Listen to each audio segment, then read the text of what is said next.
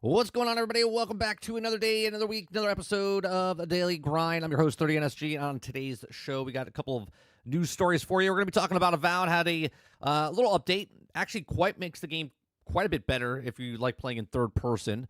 So we'll talk about that. We're going to talk about Star Wars Hunters, which is that Marvel Rivals / Overwatch type of game, but with Star Wars, that's closing down. So we'll talk about that. We're going to talk about Valve. Followed 1.7 million Steam users for over a year, and now reports those games spent lots and lots of millions of dollars. So we'll talk about that as well for Steam. And then we'll also talk about Horizon actor Ashley Birch says Sony AI Aloy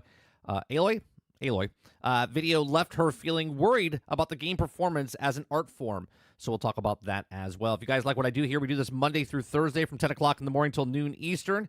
Hit that like button, hit that subscribe button. If you'd like to go above and beyond that, become a member as little as $5. Do appreciate you very much for coming out and hanging out with us. What's going on? What's going on, Mo? What's going on, Eclipse? Wonder Rose, Travis, El Nini, Sarge, Nate. Who am I missing? Who's here? Who's in the morning here? Kylo, good morning. Still scrolling. Robert Jones, good morning. Roadkill, good morning. What's going on? How's everyone's weekend? I hope everyone's weekend was good. Went by super fast. Like Thursday night, we had the podcast, and then like Friday, my son was off from school, and then all of a sudden it was Saturday. We went to go to a rocket launch, and then all of a sudden, boom, here we are. It's Monday.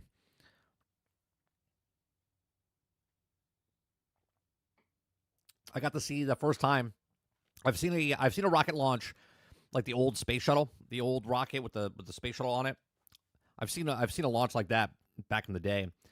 That's impressive. Now this is my first time watching an actual rocket pretty up close. We're about 4 miles away because you can get closer, but you got to pay for like tickets or not. So went over to the Daytona area, and or where NASA is, and which is a little bit south. But anyway, we watched the rocket go off, and it's pretty cool. So it takes about 8 minutes before you hear the sonic boom, and then you watch the rocket come back down and land. You blink, you miss it. You blink, you miss it. So when the rocket detaches from it, you can't see it, right? And then all of a sudden, about 1,000 feet above the ground, it just does its thrusters and goes, and then just lands. It's amazing. It's amazing. If I didn't see it with my own eyes, you would think it's fake. And even when you're looking at it with your real eyes, it looks fake. It's crazy, though. Really cool.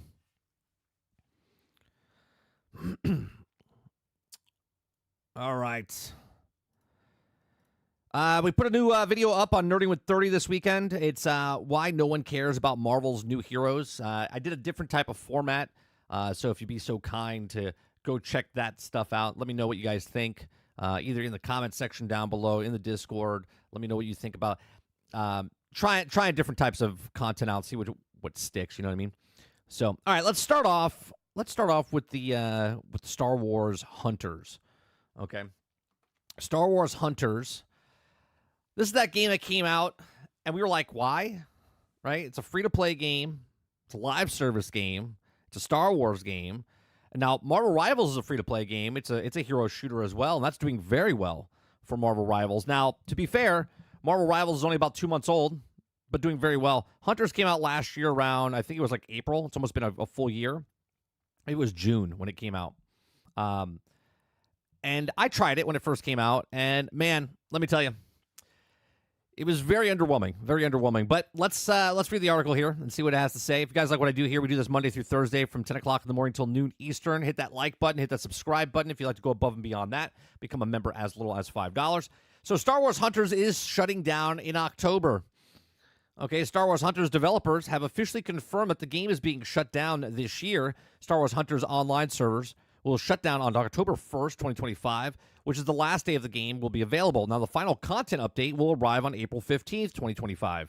Okay, the developer have also stated that the decision to shut down the game was not made lightly. Oh, I bet. They're like, well, gee, are we making millions and millions of dollars? We're not. We're only making tens and tens of dollars. They're like, yeah, man, we were hoping this Star Wars game would really blow up. Instead of making a game and selling a game, they were like, let's make a half-ass game kind of fun.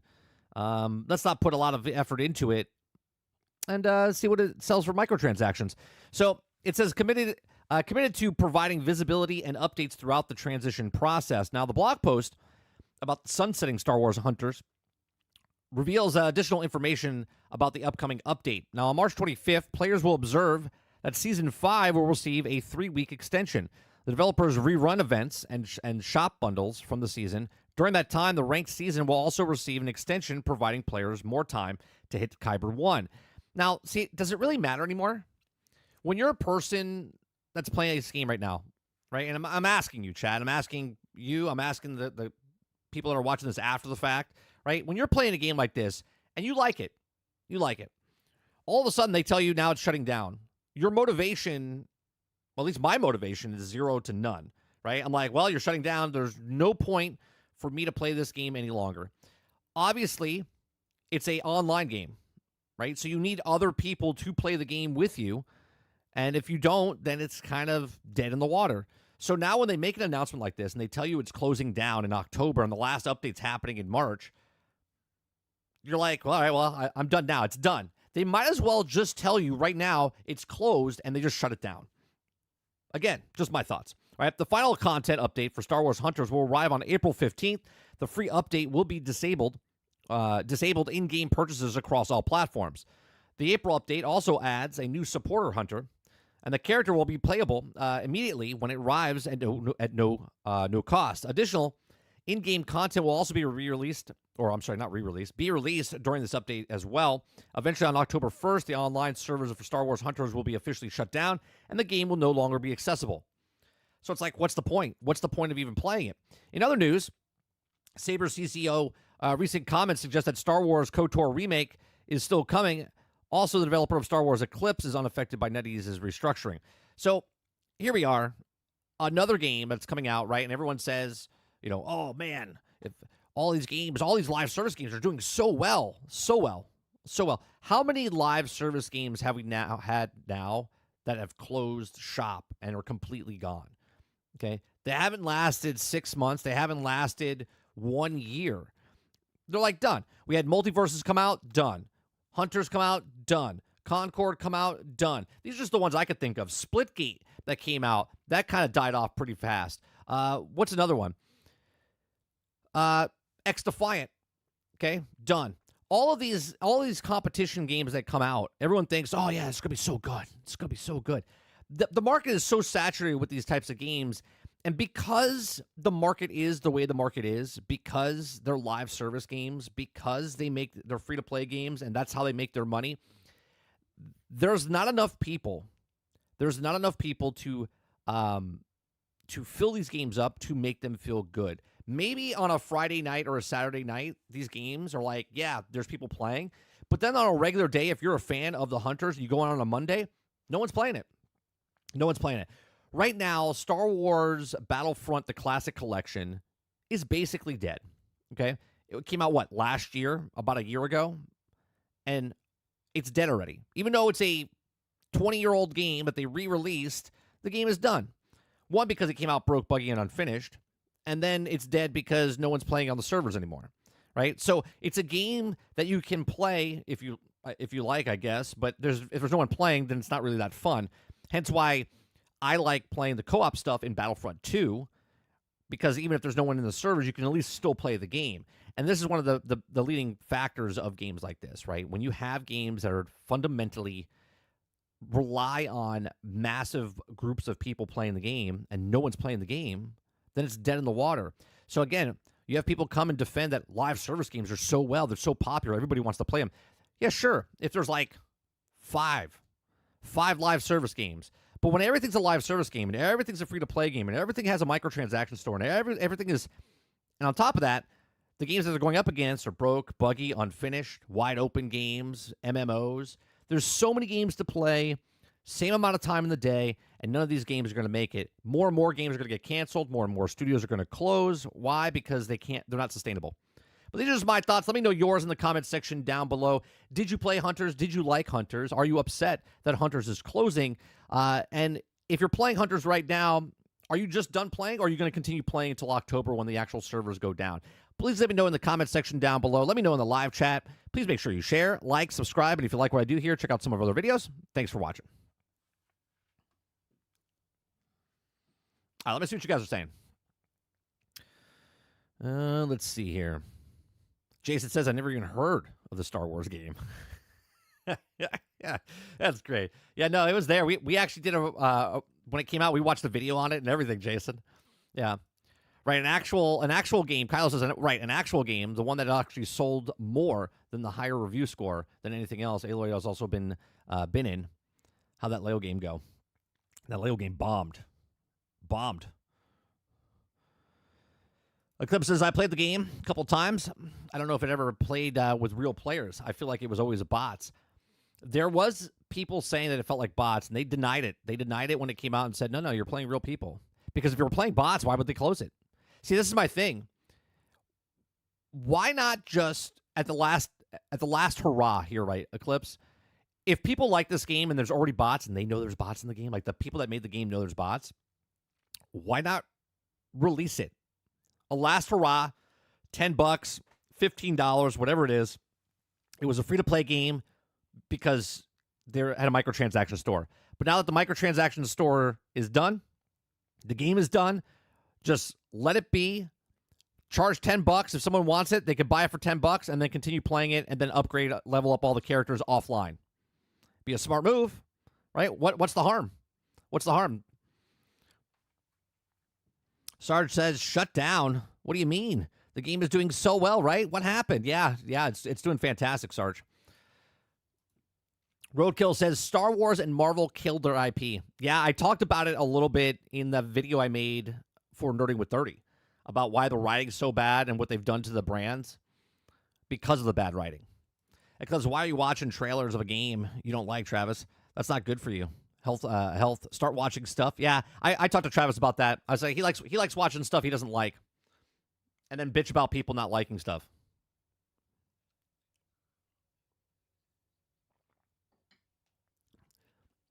I don't watch content I don't like. I watch content I like. I don't watch games I don't like. I don't play games I don't like. I play games and watch games that I like. Travis says, 30, when they do stuff like this, it's throwing my interest off a cliff. Like, there's no point in having it just uninstall it and move on to another game. I guess by law, they have to tell you that it's closing down because people spent money on it, give you like a pre-warning, but it basically kills off the game. As soon as you tell me that it's closed down or it's shutting down in October, it's done. Machiavelli says they all in bad shape, live service right now. It's not right now. It's always been that way. But a lot of people take the outlier, right? They'll look at like Helldivers came out last year, right? And everyone's like, nah, people don't hate live service. Look at Helldivers. And it's like, yeah, great. You're naming the outlier. And I'm not saying you, Machiavelli, right? But that's what people do. When they like something, you're going to defend it. And when people say, oh, yeah, live service is doing great, look at Destiny. Yeah, great. Destiny was a great live service game for people, but the rest of the planet, they try to get their live service games in, and they can't do it. And the reason like Destiny and like Warframe still exist is because they were one of the first to do it, right? If you go over to Twitch, or you go over to YouTube, and you look at some of the biggest streamers that are out there, they're not the biggest streamers because they're the best. Are there people that are up there because they're really entertaining? Sure. Most of the people that are up on the Twitch charts at the high end is because they've been doing it for so long. They're the first ones, and they had a group of people watching them. And because people look at the numbers, they go watch them, and they become bigger and bigger and bigger and bigger, right? That's why they're as big as they are, because they're the first to do it. So when you're the first in that category, if you're the first in a live service game, if you're the first in a battle royale game, if you're the first, right, your chances of succeeding are much better than the people just coming out because you already have the market, and now everyone else is trying to get into a piece of that market. Travis says Splitgate 2 in May. Yeah, they abandoned Splitgate 1, right? They moved over the engines, and then they just let it go and went to Splitgate 2. First Descendant got no clue how to balance the content. They make up characters and then nerf them. I liked the First Descendant a lot, but when the drop rates were just horrible, I was like, I'm not doing this. Did it before with another game. Not doing it again with this game. Roadkill says, but they might just be able to throw those together real quick, real cheap, and then make a shit ton of money and then close it down. Absolutely right. I mean, look at the day before. That's exactly what they try to do. Sarge says live service Vagoted list is going to be amazing. Just waiting for the completion list or compilation list. Eclipse says we'll stop watching it apparently if you are liking it, because if you're watching it, then you know what I do when I like something. I don't watch. I hate watch. It's stupid. Yeah. No, I agree. All right, El Nini says, Star Wars needs to stop greenlighting shit games. The problem is a lot of Star Wars games are actually pretty good, right, El? Like, I can't think of a really, really bad Star Wars game. Now, the Battlefront 1 and 2 before when it came out years ago on the PlayStation, that was fantastic. Battlefront 1 and 2 was a great game. It's just the microtransactions is what killed it. Jedi Fallen Order, Jedi Survivor, those are good games. Squadrons was actually pretty good as a flight sim type of, spaceship game, right? Hunters actually has pretty good bones, but it's stupid because of what it is. Like, how do you make a game, right? Let me bring this back up. How do you make a Star Wars game? And look at the cast of characters. Where's Luke? Where's Darth Vader? Where's Princess Leia?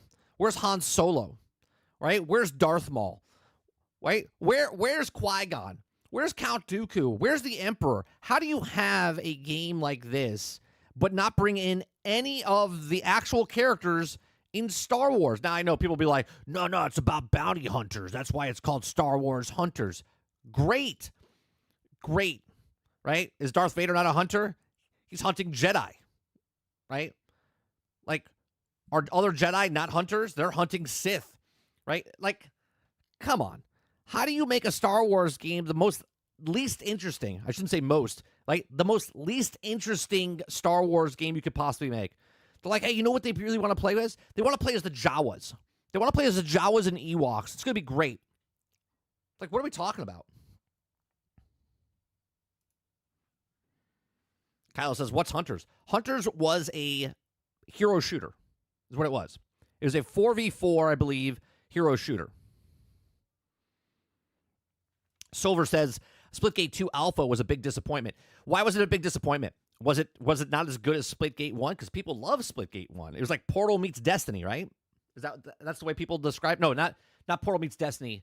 It was Portal meets Halo. Is that what it is?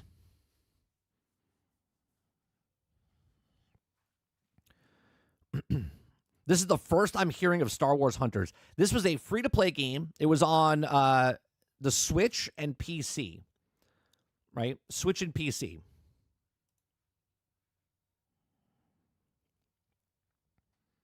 Machiavelli says Nexon's ending support old gen for the first Descent. They want to enhance future gameplay on the next-gen hardware. Kyle says, here we go. Bring Xbox into it.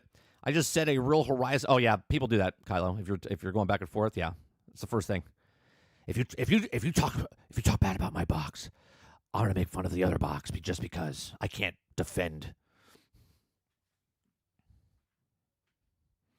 Robert Jones says Splitgate 1 devs make the game and left the game. Server's still up. Machiavelli says Splitgate 1 was so fun it got repetitive.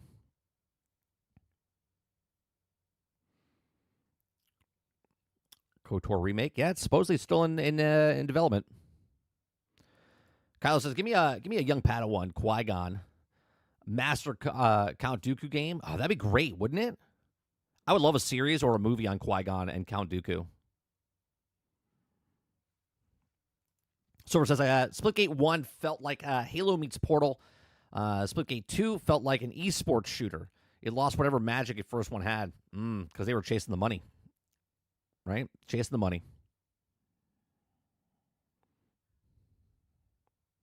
Robert Jones says, some people may not like the hero shooter elements of Splitgate 2, but it's just classes.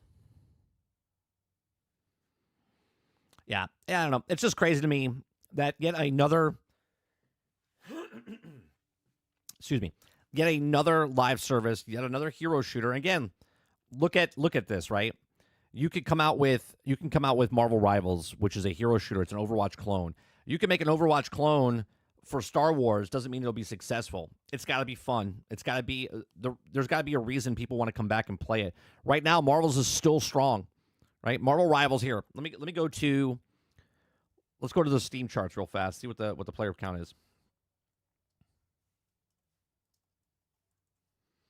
We're 2.5 months in with Marvel Rivals. And right now it's about 96,000 people playing. Last 24-hour peak is 209,000 people. Right? These are great numbers. Right? Great numbers. Overwatch has been out for 8 years. If Overwatch dies, right? If Overwatch 2 dies and never comes back, it still was around for 8 years. Concord was around for 12 days. X-Defiant was around for 8 months, right? Hunter's less than a year. It'll be over a year once they actually close, but they announced it. Multiverse, less than a year.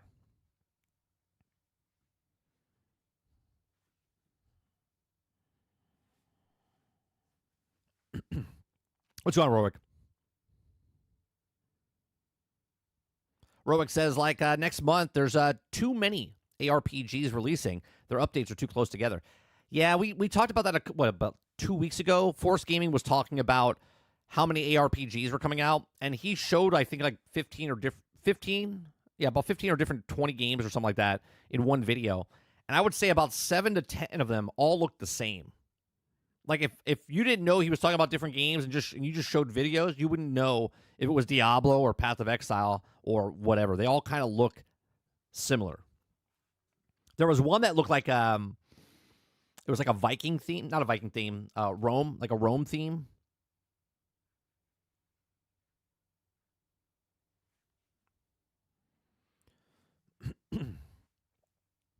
Alton says, damn.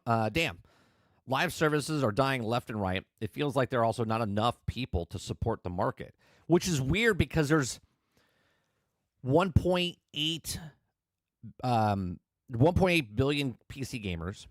There's 2.1 billion mobile gamers, and Hunters was on mobile.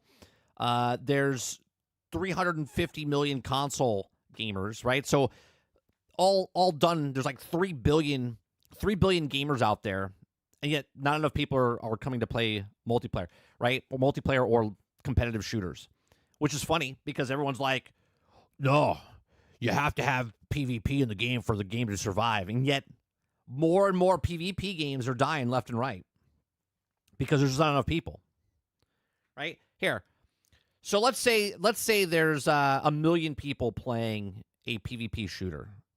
It doesn't matter if it's Battle Royale, extraction shooter, versus, right? So now you have Call of Duty, Battlefield, Apex, Fortnite, let's see, X-Defiant, you got Overwatch, you got Team Fortress, you got CSGO, right? That's just 8 games, right?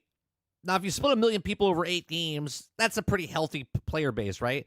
But then you have all the other games that are out there that starts to break them apart because maybe those people don't want to keep playing the same Call of Duty or they don't want to play. And then you have games within games, right? So then you have a Call of Duty and you have Warzone. Then you have the Team Deathmatch. Then you have, right? And they're breaking up those player bases within the game itself. It's unsustainable. It's unsustainable to have all these players and think they're going to be successful. Hence why more AI is engaged with a lot of the games. This is why they put bots in the games. This is why you get into bot lobbies.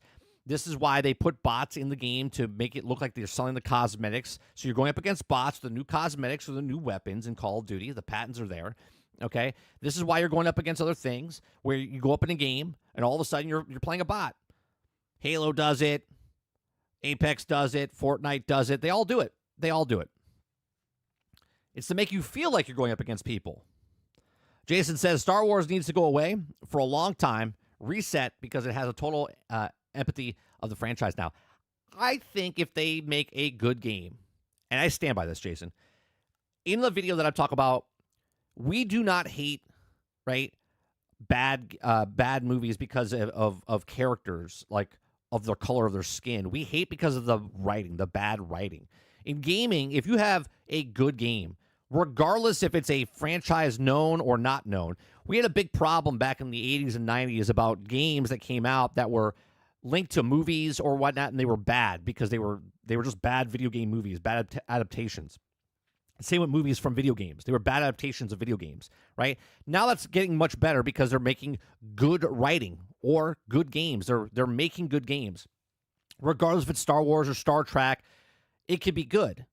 But they refuse to do this because they look at the IP and make that game and go, oh, we'll make a lot of money off Star Wars. We'll make a lot of money off Star Trek. We'll make a lot of money off Lord of the Rings. But all they have to do is just make a game. Whatever that game is, just make a game. I don't think Star Wars is tainted in video games, right? Jedi Survivor and Fallen Order did very well. Okay? Star Wars Battlefront 1 and 2 did very well. Regardless of them saying, oh, well, it closed, they don't support it anymore. It made 12 million, 15 million sales. They can make a game still. Robert Jones says they need to lower their budgets and expectations. Niche shooters, survivors, and they also know that they're a niche. Travis says, Mike, we're talking about a lot in my friends group. Everyone whines that they want PvP, and they play cheaters, win, and they get bored. The game dies. The pattern in all games is just added PvP. The funny part is, Travis, we have this conversation all the time. PvPers want to play games against other people to own those people. But when they get owned themselves, the first thing they say is there's cheaters, okay? And then, or they're bored because they're just winning so much, right? And then people start to cheat, and then those people start to cheat. And then it's just like this dead circle of going on. Everyone's like, oh, I want PvP because they want to own, but they don't want to go up against people that are just as good as them. They always want to be the ones that are the dominators, okay, to feel better about themselves, which just fundamentally, that's not a winning recipe for PvP games. Okay, back in the day, you would just get thrown into a lobby. There was no team matchmaking or that, and maybe you got your ass handed to you. Okay, maybe you got your ass handed to you because there was one guy in the lobby that was just wrecking face, but everybody else was pretty similar. But now what happens with the matchmaking, the team matchmaking, the skill-based matchmaking, whatever you want to call it, okay, is that now I go into a match and I'm dominating, and then I go into another one and I get my ass pushed in, okay, and you're like, there's no feeling good or bad. It's just, I'm awesome. I suck ass. And people are like, I'm done. I'm not going to play like this, right? That's the problem that's happening right now in Marvel Rivals competitive, okay? In competitive. People are complaining so much because they're playing the game, and then all of a sudden, they go in. It's a sweat fest, or they just get completely demolished,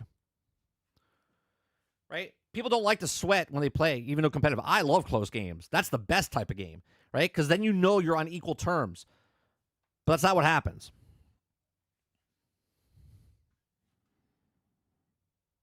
No, we haven't talked about the Avowed stuff yet. Saint says the skill-based matchmaking is abysmal. Yeah, it's terrible. In most games, it's terrible. Mo says they want PvP in everything for no reason.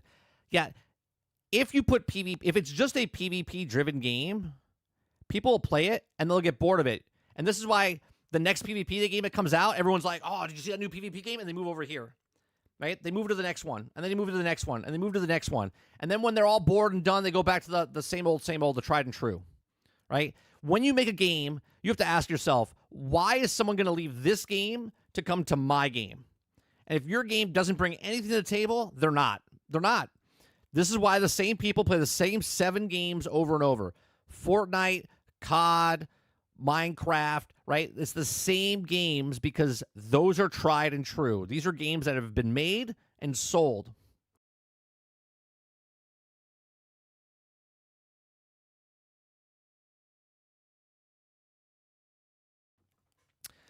My son's home from school, so he came in to ask a question, right? So if you're constantly moving around, why am I going to leave the game that's great to go play your game that's not even complete? Has updates, has patches, doesn't have good skill-based matchmaking, doesn't have, right? Like X Defiant came out.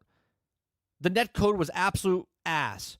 So now I've left the game that was great to come play your game because I was told it was good. And then I come and play your game, and you're like, this is pretty good, but the netcode sucks. First impressions. Sorry, I'm going to go back over here. Let me know when you're finished with your game. Jason says, Rivals has serious matchmaking issues lately. It's either you destroy the other team or get destroyed. Right. Hence why, what do, Jason? I just do all my dailies. I go into towards the AI, get my stuff done, move on with my day. I don't care about the stats that says, I played Captain America for 8 hours against Quick Match. I don't care.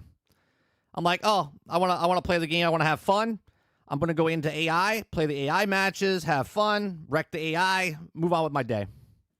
Power Fantasy. I feel good about my character. Right? I'll do the competitive stuff of, was I the best person on the team that we went up against AI? Fantastic. Kyle says, I'm more of a fan of the co-op story games. Gear of Wars, Saints Row, Borderlands. Doing the story with a buddy, nothing beats it for me. 100% agree. I will take co-op over PvP any day. Right? Even though one of my favorite PvP games ever is Battlefield series, right? I will take a co-op game over a PvP game any day.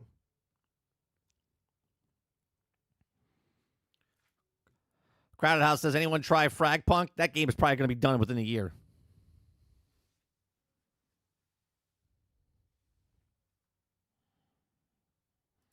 Eclipse says, I played the fresh new take on the Counter-Strike loop. It's all right if you like stuff like that. Which one's the one with the cards? Is that Frag? Is that Fragpunk with the card system? At least they're trying something different.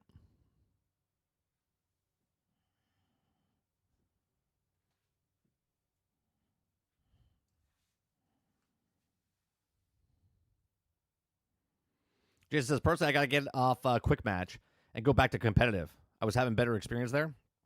So, you're complaining that Quick Match is the one that's having the problems? See, I heard the competitive is super inconsistent. You'll be on a team and you feel like gods amongst men, and then the next time you play competitive, you're an ant compared to a god.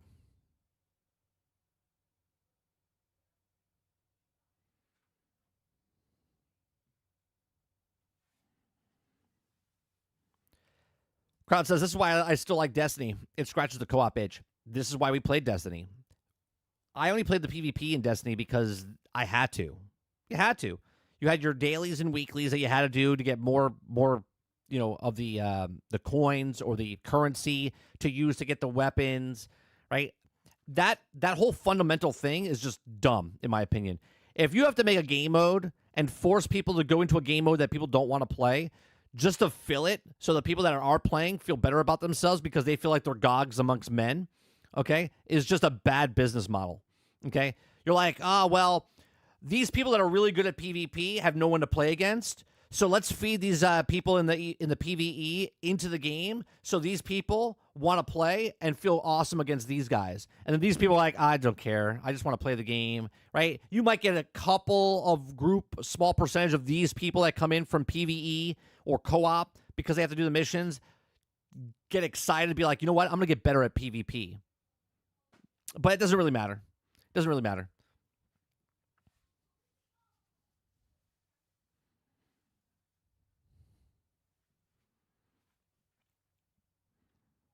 Both have issues, but the comp can at least have a competent team that communicates. Sure. At least we had this conversation like a month and a half ago, 2 months ago, right? If you're playing competitive, here's the thing. If you don't like what's happening in Quick Match, then go to competitive, right? Competitive is there because people that want to communicate and do good and work and try to win are there. But if you're in Quick Match and just refuse to be a healer or whatever, that's Quick Match. That's what it is. That's why there is competitive. But people don't want the sweatiness. That's why they go play Quick Match. Altern says the new live service game should have PvE mode included, even if it's just a horde mode to maybe survive. You need something because you're going to lose a crap ton of your player base that they're like, oh yeah, that sounds awesome. Like look at Division 2 with the DMZ. Right? Is it DMZ? No, it's not DZ, right? Dark Zone, not DMZ. DMZ is, I don't know what the fuck that is, right? So the DZ, okay? So in Division 2, from Division 1 to Division 2, they completely reworked the entire DZ system, okay? Where people are like, didn't even touch it in Division 2. They're like, nah, I'm good. I don't even want to go in there, right?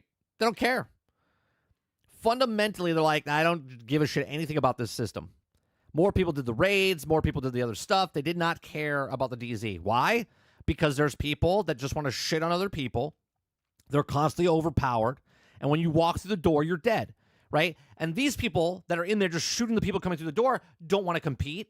They don't want to compete. They just want to wreck face and feel good about themselves for that moment, right?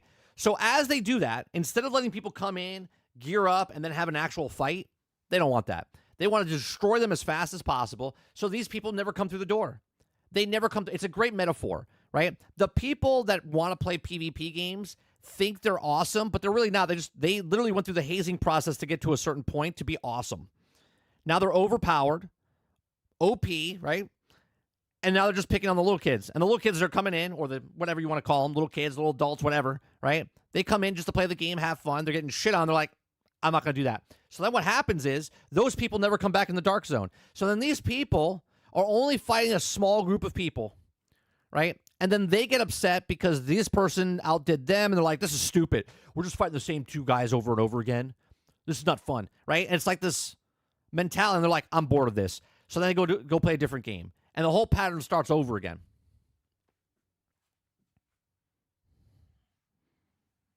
Because of skill-based matchmaking.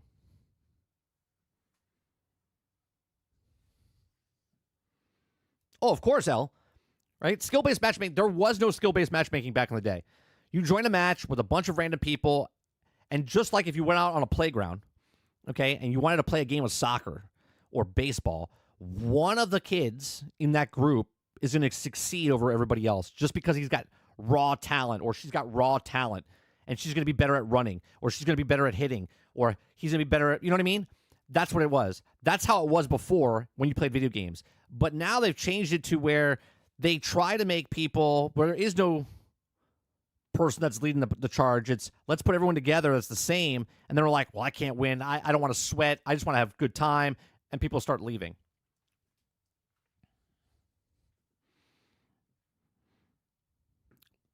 World says, I finally pulled myself away from Destiny for good. They need to completely overhaul the whole game. Start new, in my opinion. Well, you pulled yourself away after, what, 10 years, Worlds?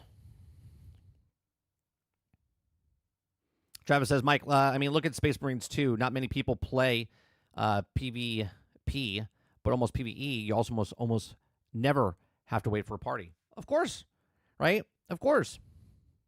You should bring back the Army of Two. Oh, I remember that game. I used to like that game a lot. That was fun. Jason says, skill-based matchmaking needs to go. It's an issue in every game. That was it.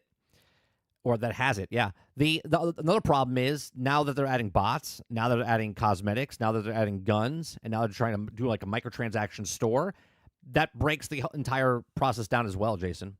Right? The entire process of PvP is broke because of the greedy monetization practices that they've implemented. Right?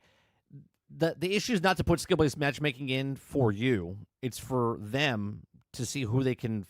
It's almost like YouTube ads.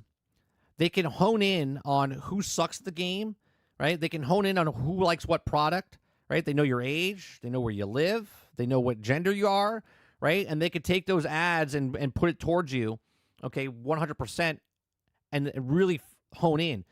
Well, in Call of Duty, in Fortnite, they know if you bought a Star Wars skin, that they might show you guys with more Star Wars skins, so you buy more Star Wars skins. Or if you like Marvel, they'll show other characters around you with Marvel characters. In Call of Duty, you got killed by this gun, and you're like, what gun did I get killed by? You might go buy that gun, right? These are all proven things that are patents and whatnot inside the actual games. Because they know people are manipulated by stuff like this. Also, it says, talking about Destiny the other day, it took me a long while to find a match of strikes after like 10 minutes. I finally found one, and after that, I got bored and turned it off. Yeah. Rorick says this is the same way in D4. I don't think it really anyone goes in there in PvP zones, and other than that, is also running through it just to get something somewhere else. Right. When I played Albion Online, I would just mine stuff, and then when I had to go into a PvP zone, I was like, I dreaded it. So I only play the game up to a certain point where I couldn't get the other resources. So then I would have to make money and then buy the resources from somebody else that went in there, because it would be a waste of my time. Because if I went to the area where I couldn't mine the stuff, or I got the stuff and then got slaughtered by the death wave, right? Then I just wasted 30 minutes, 40 minutes, an hour and a half of my time. So I was just like, fuck it. I'll only go to a certain point where I'm not going to get killed. I'll sell that stuff to other people, make the money, and then I'll go buy the materials that I need.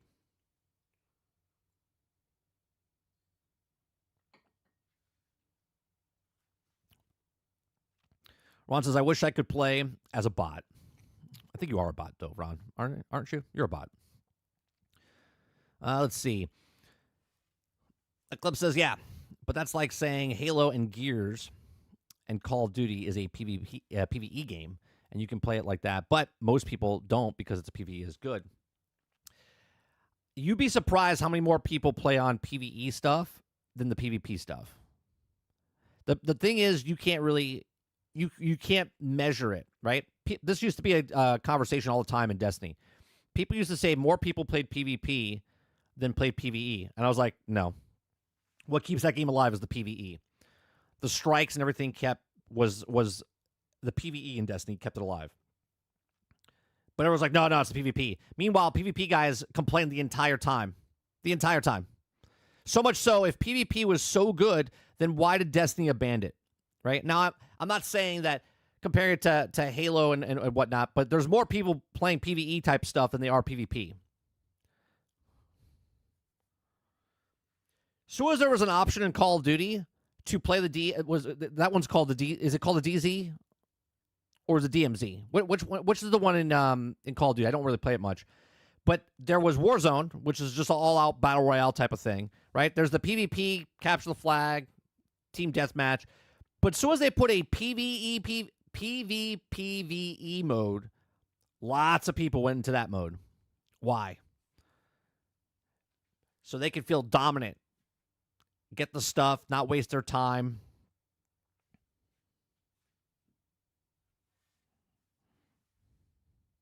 Gears had a big PvP presence during the heyday? Sure.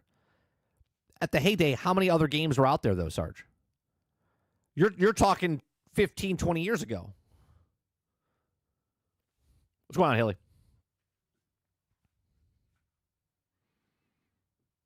So it says, I only played PvP and Destiny for the Trials Cosmos. Right, you were forced to go in there to get him.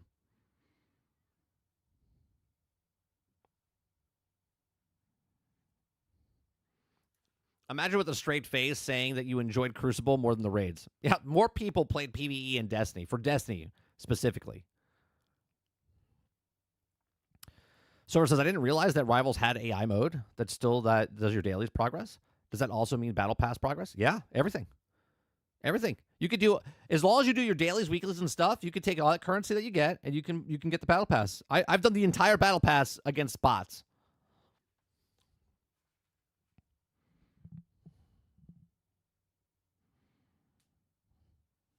%. You go where it says Quick Match. You click on that, right, and then it'll open up a thing. It'll show you all the different game modes. It'll say Practice Against AI. It'll say Quick Match. It'll say whatever the events are. It'll say the competitive. Okay. Now, when you play in Quick Match, though, Silver, when you play in Quick Match, you get no credit towards your stats.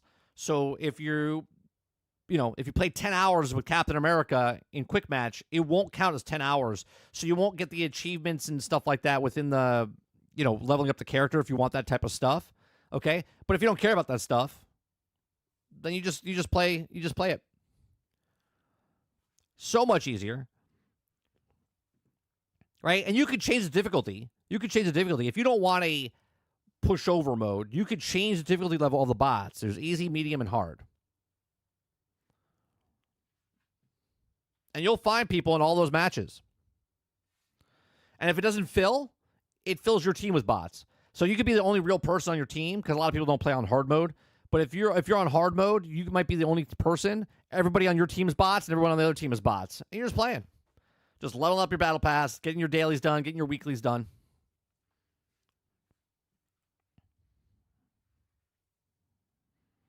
Robert Jones says the PvPers buy Halo, play the campaign, don't show up again until the next entry. They fund the game. Sure.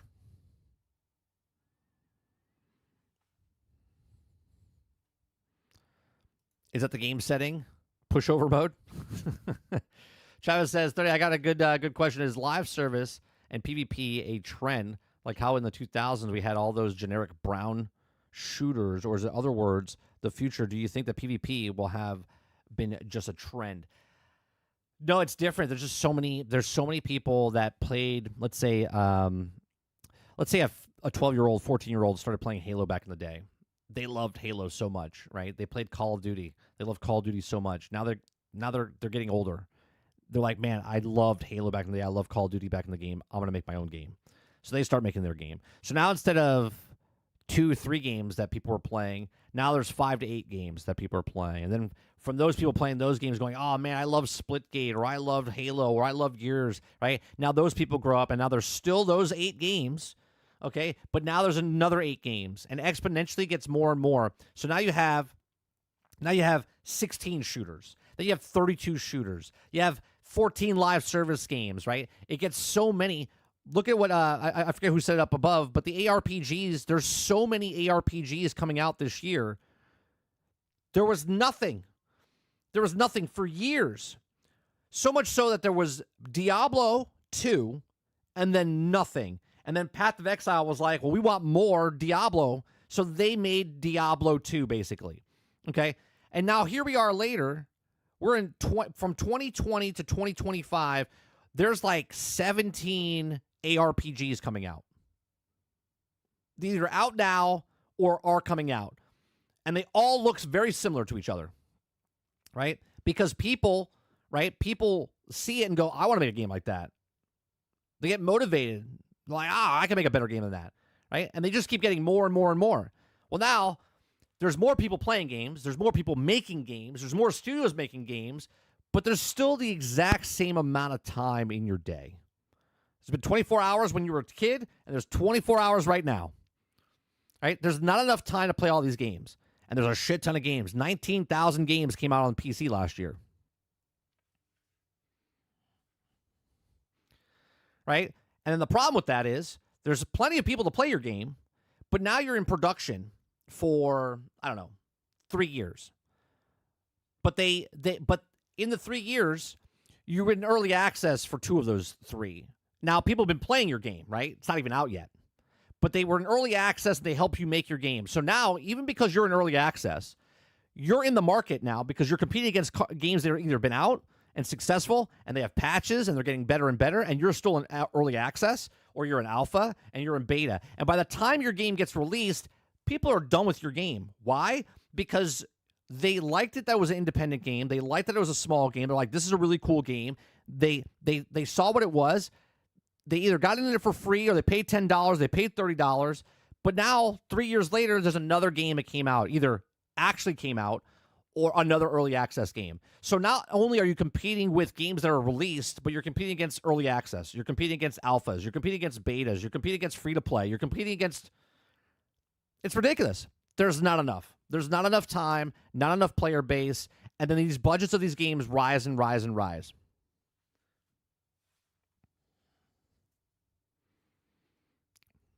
Haley says, I completed them all. Congratulations. That's impressive. That's impressive.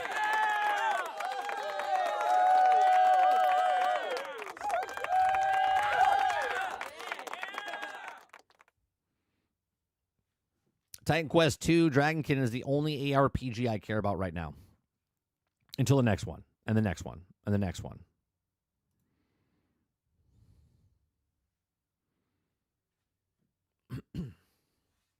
Ultimate says 8 hours to play games when you were a kid, 2 hours to play a game as an average adult.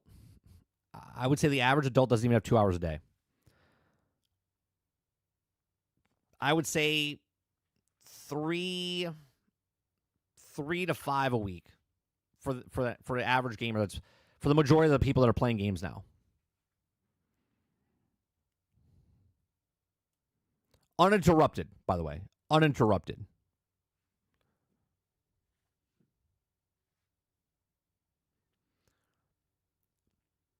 All right, let's go with Avowed.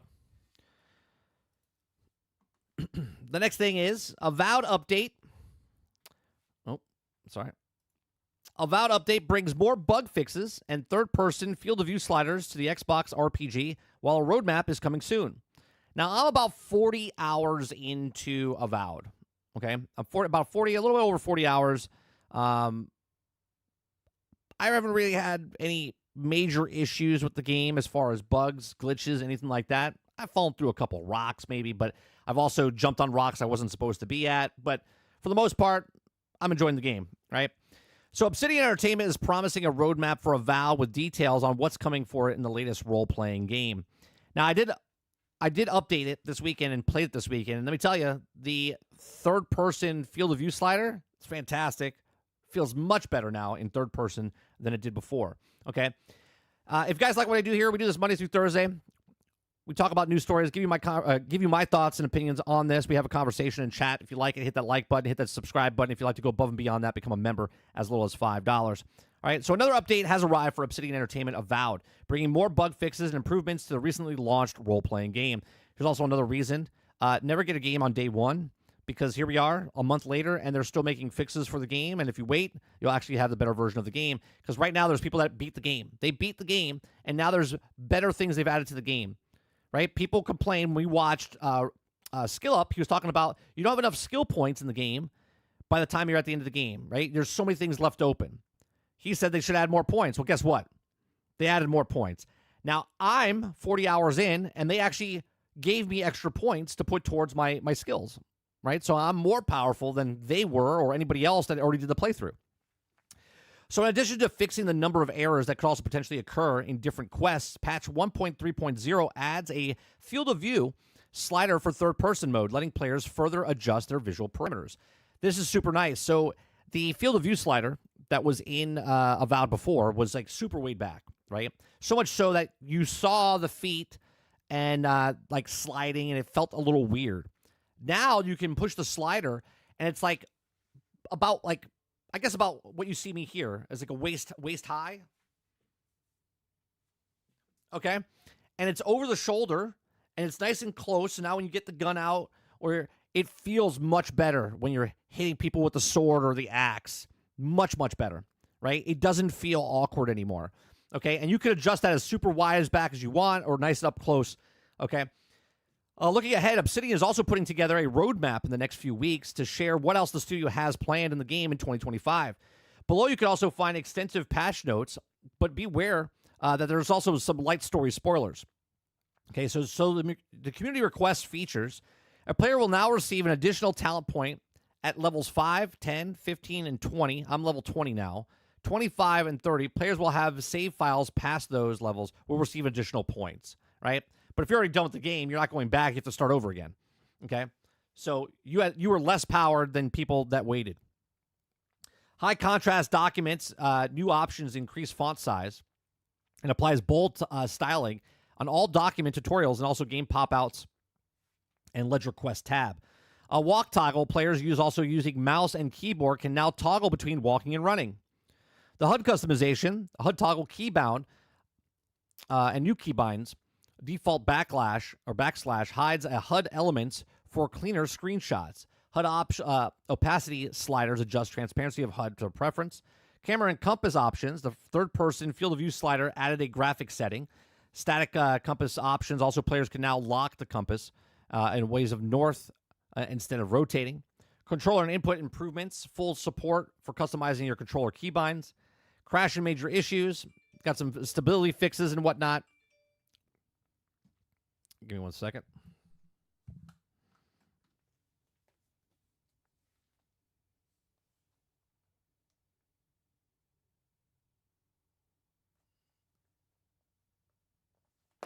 All right, sorry about that. And quest and dialogue.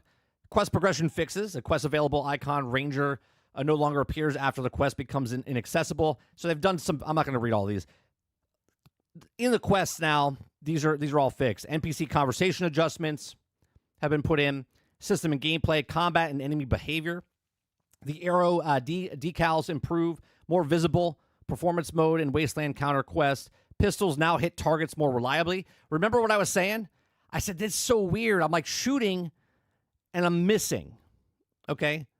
I'm shooting and missing. And I'm like, I know I'm hitting, right? I was like, what the hell's the problem? Well, there was a problem, right? So pistols and actual rifles will now hit more reliable. Okay? Companions will also shock status effects no longer. Okay? And players also when nearby. Enemies react more reliable to arrows' impacts. And ranged enemies are less confused when a player moves in or out of cover. Spells and abilities, assess cost reduction now properly applied to no longer prevent spell casting. Fixed cases and where the totem effects would stop working after conversations and cutscenes. And Into the Fray ability now also been canceled into the action sooner, improving combo potential. Quest and loot fixes. Fast travel is now disabled during certain animations to prevent getting stuck when quests' items are also consumed before progression. The old Nua was defeated by the bounty quest, also didn't progress. Belorando also defeated, was no bounty trophy was received. And loot with the yellow band area no longer falls into environmental preventing collection issues. I had that issue. I didn't know it was a problem until I read that, and I was like, oh, okay.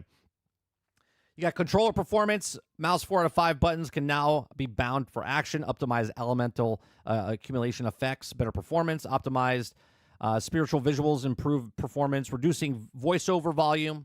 Upscaling no longer defaults to DLSS every time. Collision environment. Adjust a temple collision. Doors. Fixed rock collision and wall textures. Bug fixes. General stabilization. UI localization fixes. Navigation fixes. And then global changes adjust collision to all which assets to improve performance. Center the UI indicator to each object. Character creation options now have a consistent translation in Polish. Fort Northreach made a bunch of fixes there. Downshore, they made a bunch of fixes there. Visual fixes. More fixes. I mean, look at this, right? This game is a month old, right? I'm not even going to read this because I don't want to get spoiled myself because I'm only 40 hours in, so I don't want to read endgame stuff. UI fixes, right? Make a game, sell a game, right? Why couldn't you put this game out a month from now, right? Where the game comes out and it didn't have all these problems. I mean, look at this.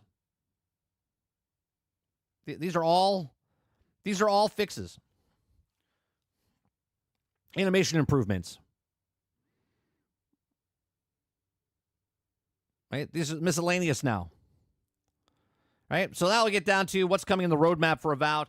Even more fixes are coming, or welcome, and Obsidian Entertainment mentioning the roadmap is extremely interesting. While I'm sure the team has plenty of additional updates planned in the new quality of life features, I'm not sure that itself would be enough to require a roadmap. Could we see some DLC or even expansion pack announced for Avowed? I'm certainly hopeful, as I also loved in my time in the Living Lands. It's also happy to spin off the new characters and make new decisions.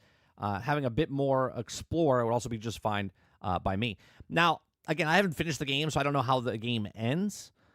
But it's interesting. The map is, I think, much bigger than what's in the game itself. So did they cut content? Are they going to add the DLCs? Is it something you're going to be paid for? Is it something they're just updating for free? I have no idea. Okay. But I'll tell you what, the 40 hours that I've played so far, I'm having a lot of fun in it. And I'm kind of glad that I haven't finished the game yet. And now they made all these changes because now my from this point going forward for the next 20 hours is going to be a better experience than it was the first 40. I didn't have any problems the first 40, but did you see the list of things that they fixed there? And this is a problem that I have with the game industry as a whole, right? We were just talking about PvP games and early access and betas and whatnot. This is even worse when it comes to a single-player game because if you have a game that's been out for 3 years and now is full-fledged, flushed out, and then you have another game that comes out that's brand new, but it's broke, buggy, and unfinished, then you have to wait 6 months, 8 months, 12 months for that game to be fixed. It's like, what's the point of playing a brand new game if I have to wait 6 to 12 months to get the game fixed and work like the other games that have been out for 3 years? Right? So What do you think? Do you think these are good changes? Do you think these are bad changes? Do you think these things could have been in the game before it launched a month ago? Let me know in the comment section down below. Please make sure you share, like, subscribe, and if you like what I do here, check out some of the other videos. Thanks for watching. All right, let me scroll back up, see what you guys are saying here. Let's see. Sarge says, if you're married, you have 1 or 2 hours.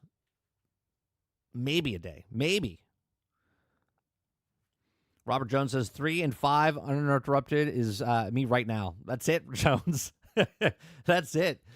3 to 5. That's all you get. Crowd says, so when's the date that they have set for when they finally finish the game? Any game that comes out now, I would just assume about 6 months.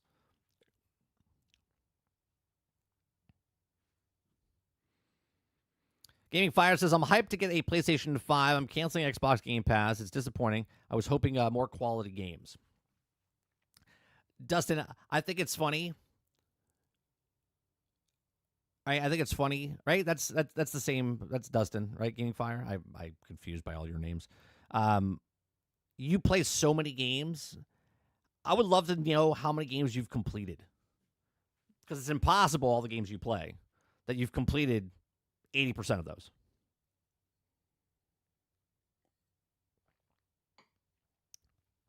El, needed to answer your question. My build right now, I started off with a sword and shield. Then I moved to two-handed weapon, sword and shield, right, as my 2.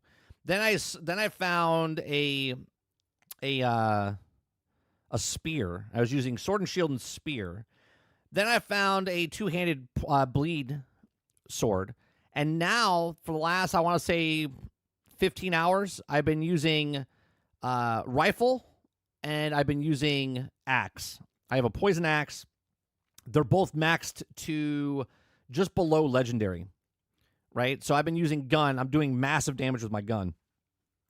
So I have a bear that I toss out.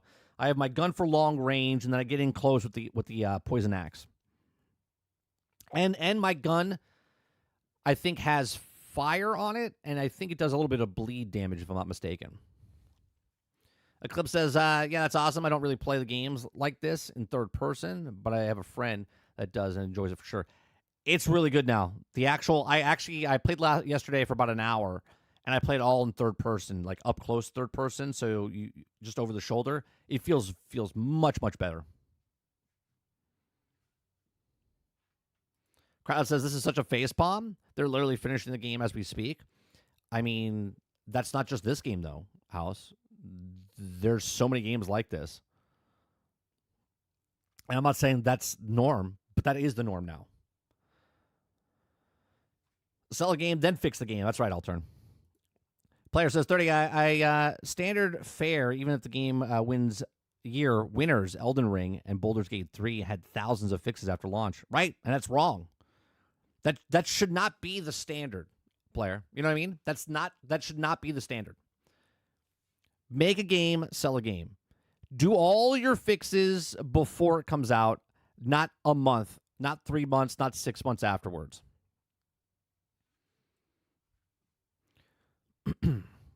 See, the problem is if a game comes out broke, buggy, first impressions are everything, right? Let's say, 1 million people buy the game when it comes out. 50% of the people are having a bad experience, and 50% of the people love their experience. If they just waited 3 more months and released the game, then 80, 90% of the people might be loving the game, and 10% might be having problems, or maybe 100% of the people are enjoying the game, and there is no problems now. But they would rather make the money and then ask for forgiveness later. Eclipse says, this actually gives me a reason to go back and beat it on the hardest difficulty, so I'm excited for that. It definitely goes back, and I'll do it eventually. But that's the problem, right? They gave you the time. You had the time. You played, 60 hours, Eclipse? And now you moved on to something else, and now they fixed the game. Now, obviously, I don't know if you played the game, you bought the game, or you played through Game Pass. If you bought through Game Pass, it doesn't really matter. If you're playing through Game Pass, it doesn't really matter. Come on, Ghost Fixer. If I was you, I probably wouldn't even go back to the game until they finish the game's roadmap. I mean, what's the point? Right? It's getting DLC, supposedly. Supposedly it's getting DLC. They were happy with the sales and whatnot, even though the internet tells you that the game is a bomb and not successful and whatnot. But they could have cut the content, and it didn't do very well. And now they're still releasing the content because it's on Game Pass regardless anyway. And the people that like it, and the people that bought it, and the people that want to continue buying it will buy the DLCs, if they have DLCs. Thomas says, even Baldur's Gate 3 wasn't finished and won Game of the Year. It's a good standard, right? It's a good standard. Game come out, win Game of the Year, and then fix it later.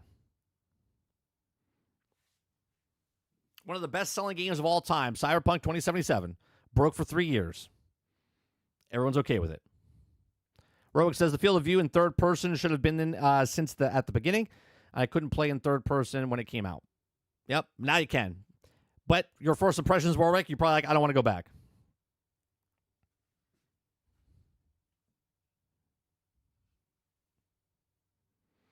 Elle says, I like how you can respec at any time. I do like that. Yeah, I do like that.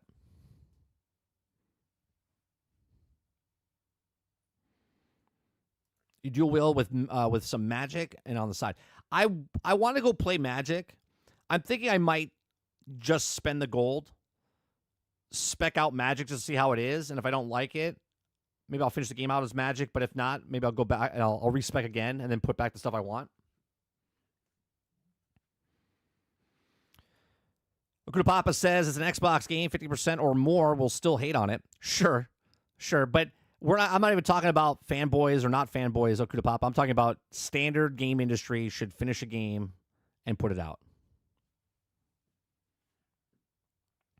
Alto says, actually, being a game dev is hard. It's expensive. We need to sell the game incomplete. And once we have the extra cash flow coming in, we might be able to finish it or maybe not. That's right.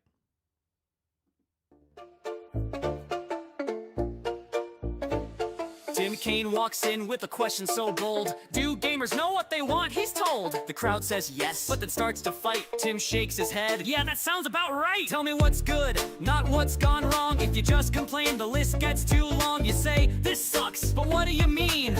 Fix the bugs or scrap the whole scene. Tell me what's good, give me a clue. If you only rant, then what can I do? Do gamers know what they want? No. Do devs know what gamers want? Also no. Okay. Travis says, gaming is now storytelling medium. If your story isn't good, I'm out. Well, the first word in your sentence, Travis, is gaming. And if the gameplay is broke, I don't give a shit about the story. Do you know what I mean? I play games to play a game, and if it has a good story, fantastic. But if the gaming element of the game is broke, then I'm out.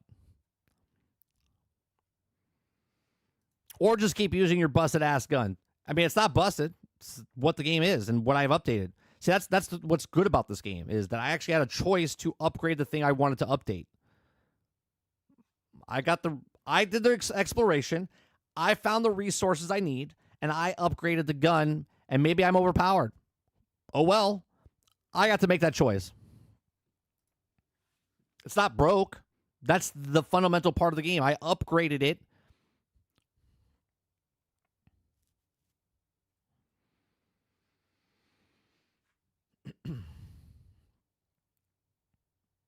I mean, ideally, both should be good, but if the story is king, I prefer it if both were good. If the story is good and the gameplay sucks, it fails as a game, in my opinion. Right? If you're going to make a video game, then make it a game and then add a story to it.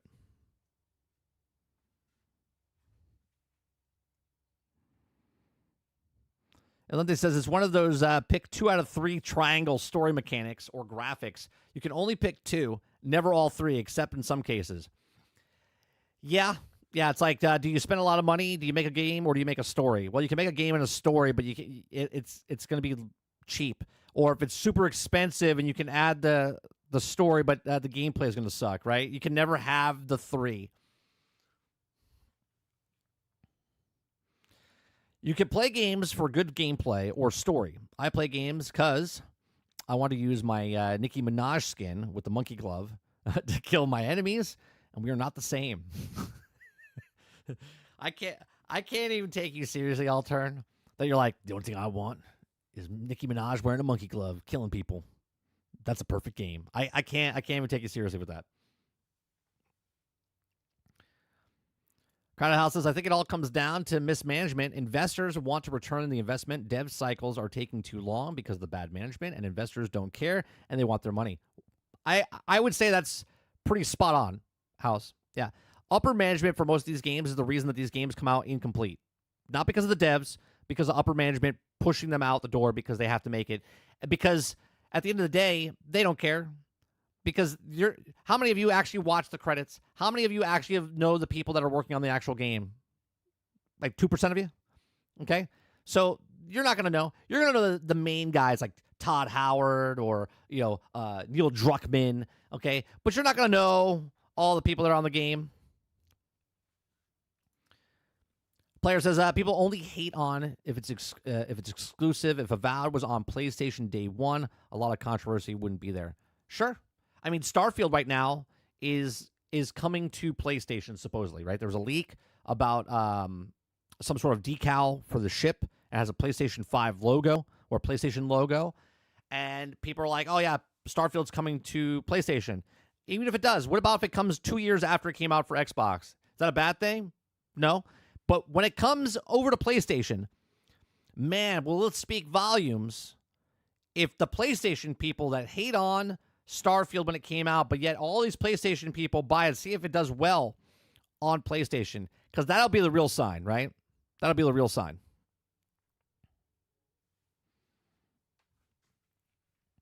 Right? Because then they'll move the goalpost, right? I don't need to move the goalpost because I'm just saying they're going to move the goalpost because then they'll say, well, they got a better version than Xbox. That's what they'll say. Well, we got a complete game.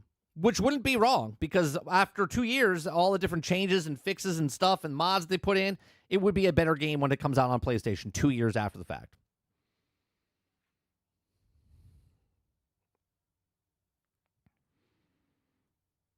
Travis says, Mike, didn't you say like 60% of the people, that only 60% of the people get past the tutorial? I don't even think it's 60%. I don't think it's 60%. But it might be somewhere close to that.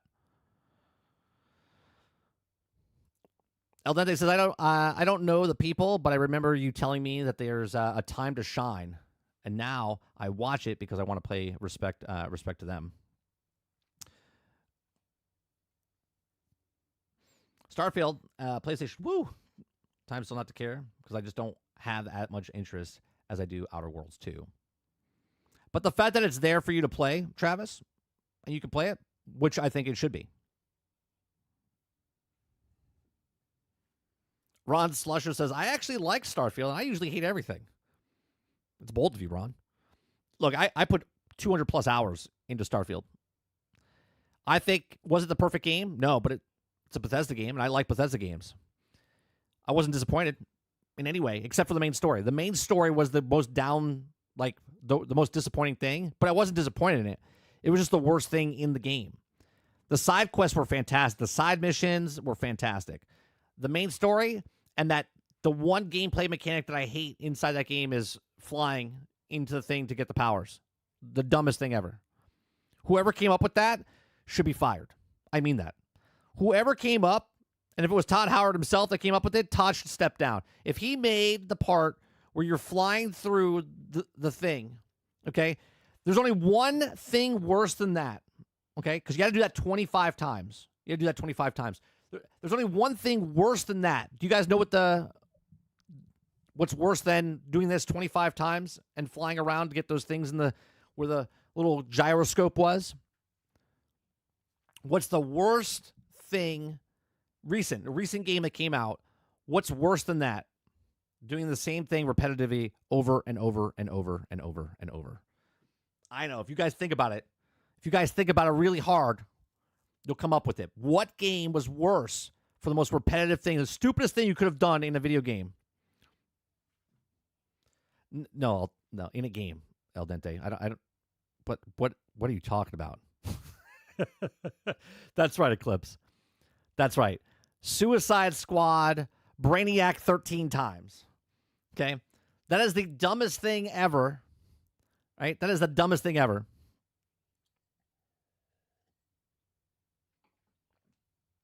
No, Jones, because you know what you're getting into when you do banana clicker. It's literally name in the fucking game. Right? The worst mechanic ever is this to collect your powers 25 times in Starfield, and actually worse than that, because you have to do it 250 times. So that actually might be worse. I just thought about that. You have to do that 250 times if you want to do it 10 times in Starfield to complete it. Okay? But Brainiac was 13 bosses of the same boss, just in different locale.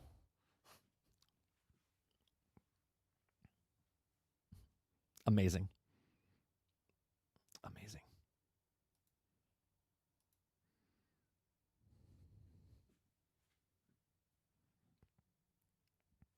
Starts as fucking lazy.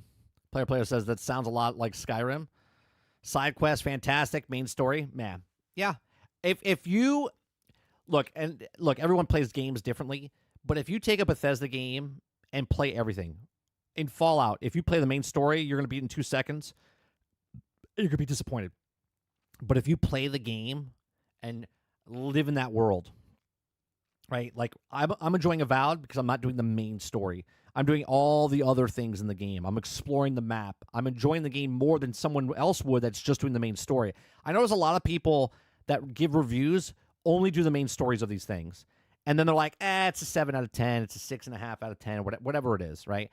But the people that actually play these games are like, oh, man, I love these games. I love the game because there's so much lore. There's so many things going on. Skyrim, Fallout, Starfield, Morrowind, Oblivion. The more you put into that game, the more you get out of that game, and you feel like, oh, what a great game.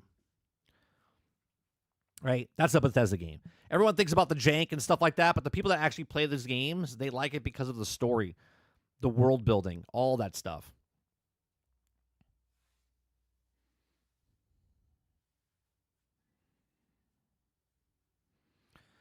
Last season of Suicide Squad with a medieval metropolis. I want a game that's just that, please. Travis says Fallout 4 main story is trash. As someone with put in 400 hours, I can say now, excuse me, while I go play Fallout 4. I mean, you can't play a game for 400 hours and then say it's trash. That opinion would be trash. I've been playing No Man's Sky. It has gameplay and graphics, not much of story. Right? But that's the triangle. That's the triangle, right? Gameplay? Check. Graphics? Check. Story? Not so much. It's the worst story. That story would be better if you didn't have to read. Kraken says Obsidian jank is good jank. Kuda Papa says 30. Unless you are Travis, the more time you put into the game, the more you hate it. Arga says these gamers aren't designed to do just the story or nothing else. People that play that way literally have the worst experience in a lot of the games, and this is why their complaints are on time of. Yeah, if you just look and again play the game how you want to play, but I noticed the people that just play through the main story and just skim through the side quests, they're like, it's whatever. It's like people are playing games to get them complete as fast as possible, which I'm always baffled by it, right? It's like watching a movie at 5 times speed. You're like, I want to sit down and watch a movie, but I don't got time to watch the movie. Can we speed this up? Right?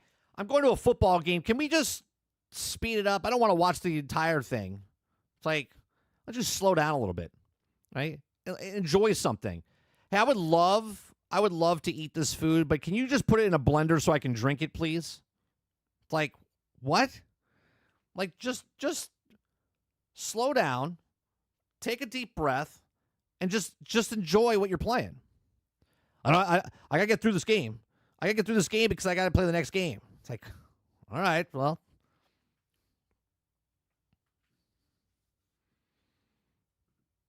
Alternate says, trust me, bro, Fallout gets good after 500 hours. Yeah, you don't know Fallout unless you at least have 500 hours in it. That's when it starts, Altern. Yeah, that's when it starts. That's when you're like, if you started Fallout with no beard and you don't have a beard like this by the time that's when the game gets good. The game gets good at this beard level. Okay? Clean shave to this beard, that's when the game gets good.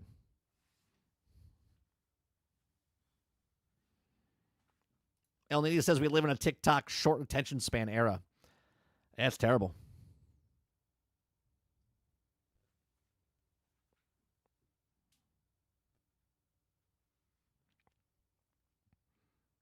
Crowd says I still haven't finished Elden Ring and the DLC. I'm in no rush. I have never finished Elden Ring and I never will, but I enjoyed my 56 hour in the game. But I just never will go back. Not because I don't want to, just because I think I got my fill of it. I killed like 12 bosses, right? And then I just kind of stopped. I never finished it. Maybe I'll go back, kill the last boss just to say I finished it, but I enjoyed the exploration. I enjoyed doing the stuff I did, but I just probably will never go back just because of what I do. And I don't have that much time to play. So when I play a game, like I finished Indiana Jones, I finished Outlaws, I'm finishing Avowed.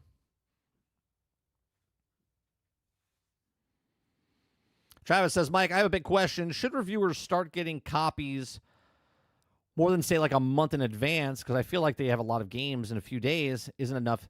It doesn't matter.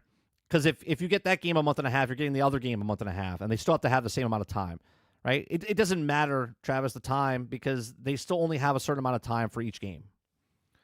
If you're a solo reviewer, it's super hard. You're playing games 15, 20 hours a day.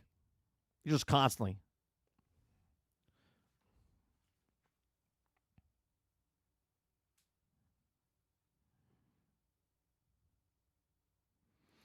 El Dente says, I had fun with Elden Ring until it fully opened up, and I was like, nah, this ain't for me. Yeah, I enjoyed it, but it got to a point, and I don't know, there's like a balance. Like, I'm okay with like Outlaws being as big as it was, but I'm not okay with the way Elden Ring was. And again, I'm not giving shit to Elden Ring. It was just like, it's like I played it like Assassin's Creed. I'm done with Assassin's Creed. You say Assassin's Creed to me, I'm like, I get glazed eyes. I'm like, no, I'm good. I don't want to play Assassin's Creed. Crowded House says this is funny. What's funny about Elden Ring is that it went into the main world after playing the most of the DLC, and it feels incredibly easy. Oh, did you? You went to the new content is easier or harder than the, so it tricked your brain. Now it's easy to go in the regular game. Ghost Picture says some point I'll go back to Avowed. I'm enjoying Kingdom Come Deliverance, so I can't get to the sequel. There you go. I want to get Kingdom Come Deliverance, but because it's such a big game, that would take me 2 months to finish. 2 months to finish. Right? We're 40 hours into Avowed right now. We'll play it again tonight. We'll play it again tomorrow, and we'll probably not be done with the game yet. We probably have like another 20 hours left in the game, the way I play it.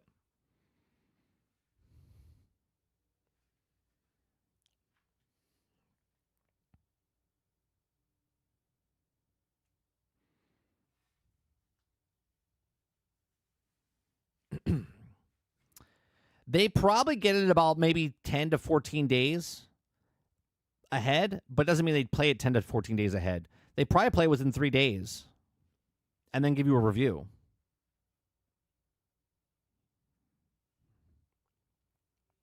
Eclipse says the DLC is way harder than the main game. I think this is why the people was mad, because they were also expecting the main game.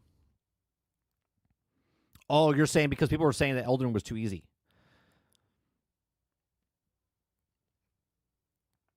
Eleni says, I prefer Bloodborne over Elden Ring. Argus says, Kingdom Come Deliverance 2 is super long game from what I heard, Mike, and that's even if you don't make it long. Right. No, I heard it's a super long game. It's like Avowed. Avowed's a pretty long game. People are finishing it between like 50 and 60 hours.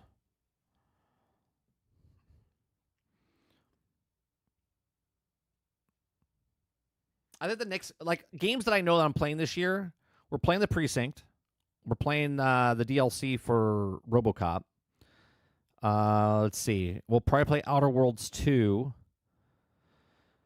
There's another game that's coming out. I probably won't play Doom because I haven't played any of the new Dooms. I would have to go back and play the other Dooms before I play the next Doom. I got to find time for that. It's a standalone. It's DLC, but it's a standalone DLC, Travis. It adds more to the story, but it's a standalone game.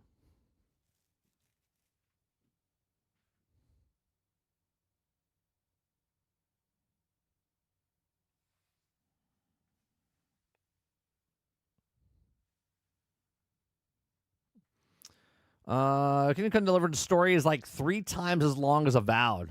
So take some time, dedication. Yeah, that's crazy. Like you're like living in that game. You're like living in that game. Eldente says Doom 2016 is like $2 on Steam. I think it's on Game Pass. What's going on, Sin? When does 33 Immortals drop? Oh, that's another game, right? 33 Immortals. I play that. I like that. We'll probably play that with a group of people. I'm not sure when it drops, though, Sin.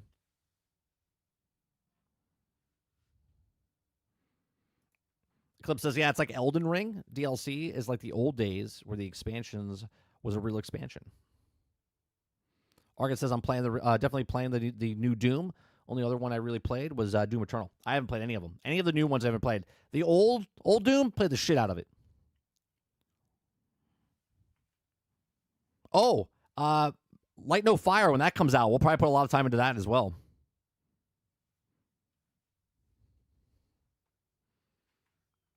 Jason says Dark Ages is going to be amazing, but I got to wait for a sale. That shit's like $100 after taxes where I live. Oh, man. That's $100? What's Grand Theft Auto going to be? Small mortgage of a house?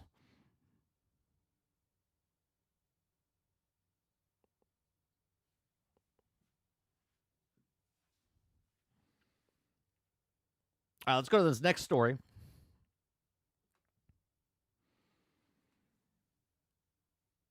All right.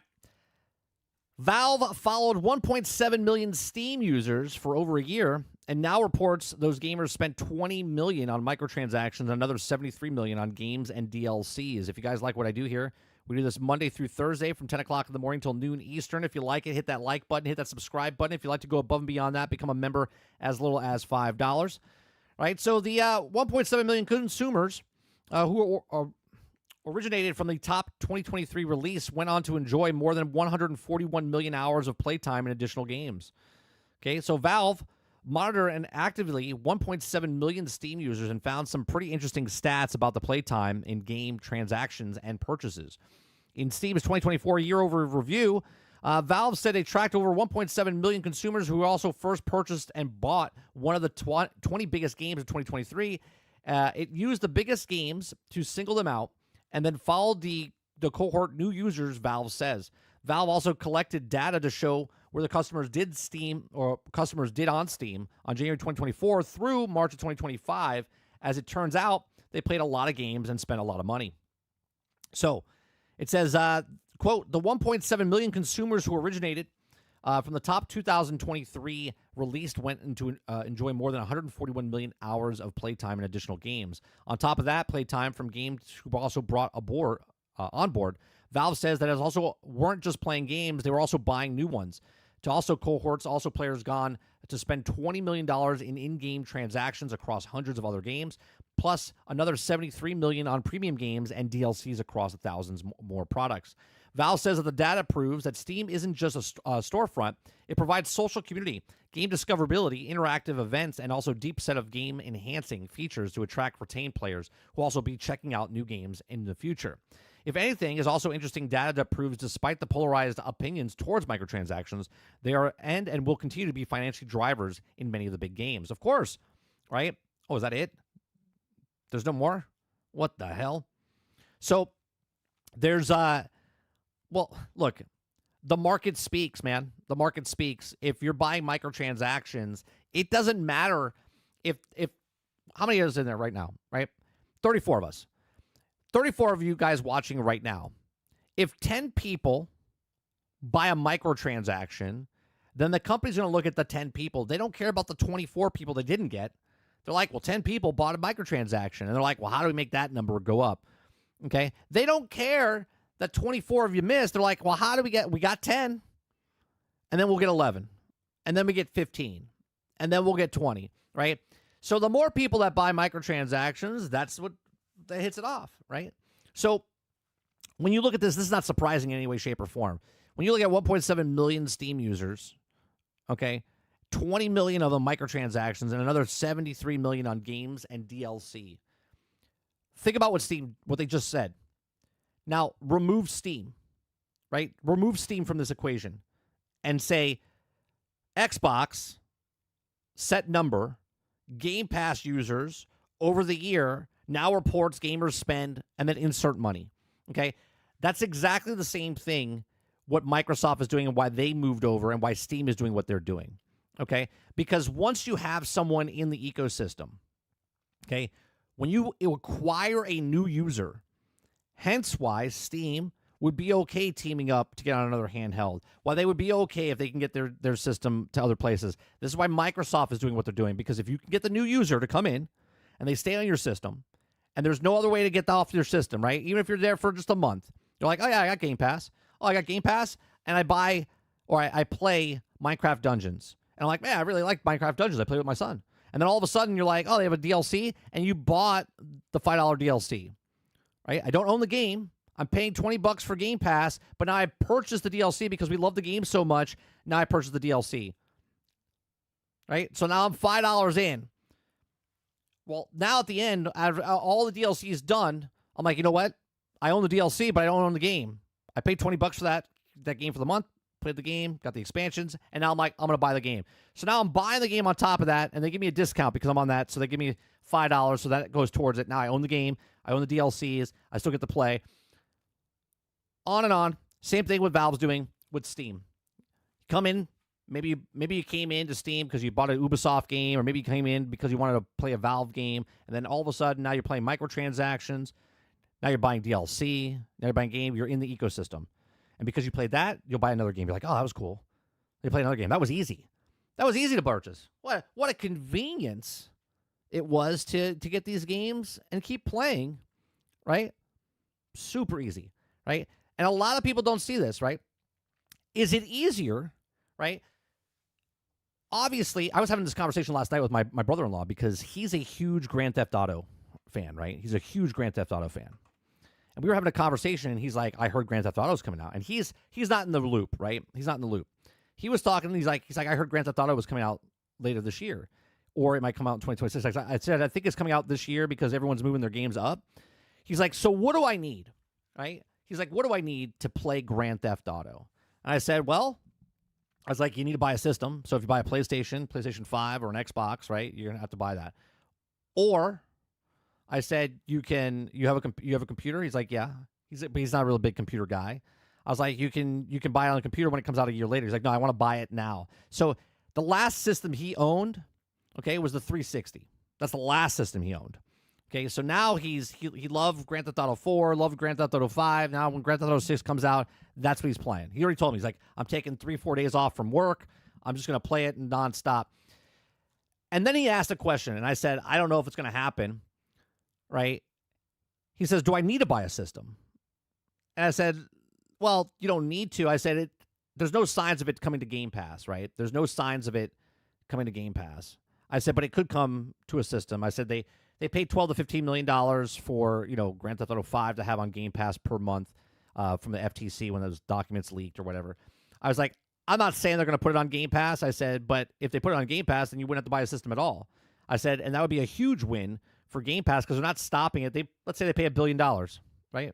If Microsoft paid $1 billion to put Grand Theft Auto on, that's 3 months, right? Technically 2.5 months of 2.5 months of Game Pass for the money that they make from that. So if they threw $1 billion, right? Rockstar makes that money up front. They put it on Game Pass for a couple months. And he's like, so wait, I wouldn't have to buy it? I'm like, no, you wouldn't have to buy it. I was like, I'll tell you what, you could borrow my Xbox if you're going to, for 3 days.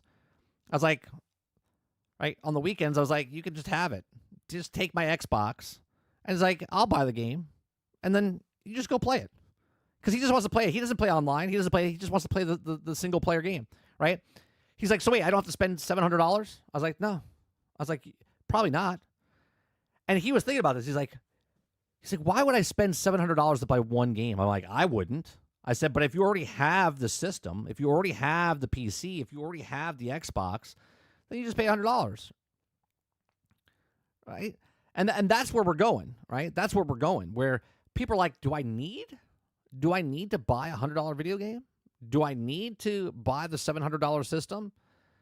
They're putting doubt. They're putting the convenience factor in. Now, again, I'm not saying Grand Theft Auto is coming to Game Pass, but if it did, that'd be a huge, right? Because how many people wouldn't buy the next system if they could play that game on their Samsung TV or on their LG or on their PC, whatever, you know?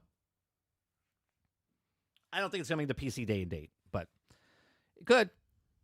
But we'll see what happens later this year.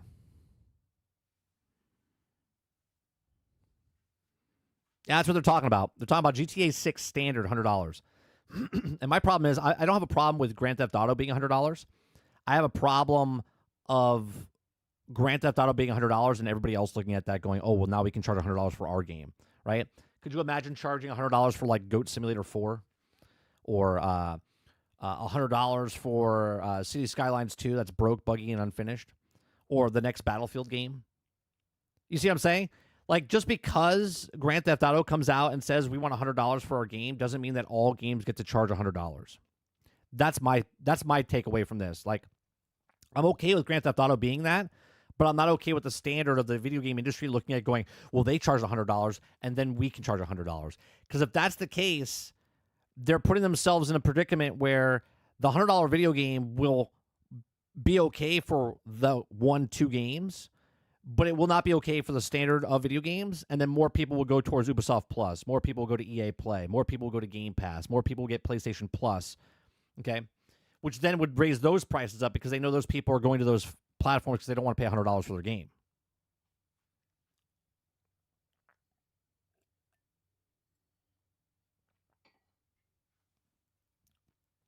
Let me see what you guys are saying here. Ron says Microsoft has money to be more flexible than its competitors. Yeah, they could literally throw. They're like, hey, you know what? If we threw 3 months worth of Game Pass money, and again, I understand someone will come in the comments and say, like, that's not how it works, dirty. But let's just say they make $450 million. Just straight up. Simple math. 450, right? Let's say it takes 4 months after margins and profit or whatever. Right? So they make 450. Let's say they take home 275. Well, 275 for 2 months, right? You're talking. Well, just say 250. We'll make it real simple, right? 250 each month from the 500, right? So they make half of that. Well, that's $500 million for 2 months, and that's $500 million for 2 months. So in 4 months, they would make their money back if they paid $1 billion towards Grand Theft Auto, right? So now they get Grand Theft Auto 6 on Game Pass day and date. Do you know how many people would sign up for Game Pass just to play the game? And then Rockstar doesn't really lose because they made the money up front, right? $1 billion. What would that be, right? $1 billion. If it's $100 game, so it's a 10 million. Is that 10 million copies, right? Is that what it'd be? It'd be 10 million copies. They pay basically 10 million copies, $1 billion. Again, we're just having a conversation. I'm not saying this is happening in any way, shape, or form. Okay, but they paid 10. They gave them 10 million copies basically up front, and now people on PlayStation are buying the game, and whatever else platform they're buying, and then the people that stopped playing Grand Theft Auto, they played it, but they don't want to pay for Game Pass anymore. They're like, you know what? I'm going to buy the game now. Well, now they're going to go out and buy the game. So not only did they make the money up front, Rockstar from Xbox, but now Xbox is now selling that game to them because they want to play it more. And they don't want to keep paying the $20 a month. So now they're going to buy the actual game. So now Rockstar wins double the price. They got the money up front, and then they get the copy of the money up front as well from the person that wants to continue playing it after the fact. Right? Because the online. They're like, I don't feel like paying $20 a month to play a Game Pass online.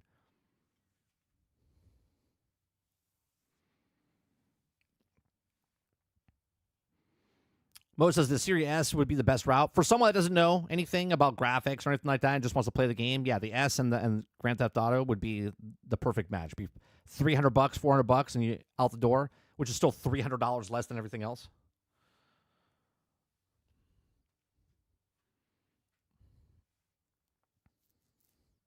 Travis says nobody needs any game. It's all a desired hobby, and that's one. the addiction in a way? Sure. But more games are going to, like, GTA is a console seller. Roadkill says, hopefully you put them in the right direction and put them on the PlayStation 5. Well, hopefully you also put them on the PlayStation 5 Pro. Yeah, he's not going to pay. He's not that type of person. I don't know. I said you have to buy a system. I said if you buy the PlayStation 5, PlayStation 5 Pro, or the Xbox, I was like, you're going to spend $500. $500 for the standard editions, and then you have to get the standard edition for Grand Theft Auto. Like, so if you want an extra PlayStation 5, you're going to spend $500. He's like, do I have to spend $500? I was like, yeah. Or you wait to see what they announce. Roadkill, the last time he played a game was, I think the last time he played a game was the Xbox 360 NCAA football. He owns that and Grand Theft Auto. I think those are the only two games he played. That and maybe Rock Band, if I'm not mistaken. That was the last time he played. Ron says, how do we know that GTA 6 won't be broken and buggy at launch? We don't, Ron. The only way we have is that their past work from other Grand Theft Autos or Red Dead Redemption, how did those come out? Until they show us otherwise, you would assume that they come out with a pretty stable game. But then we have Cyberpunk 2077. But Witcher, when it came out, was called the Glitcher. It literally was called the Glitcher. It took 2 years to fix the Witcher, or Witcher 3. Okay, people don't remember that, but it took 2 years to fix the Witcher 3. Okay, so their last game came out broken buggy, and the next game came out broken buggy. But the last Rockstar game didn't come out broken buggy. Were there little problems here and there? Sure, but it wasn't busted. I wouldn't pay $100 for most games. Avowed? No. Yeah, I wouldn't. Most games shouldn't be $100.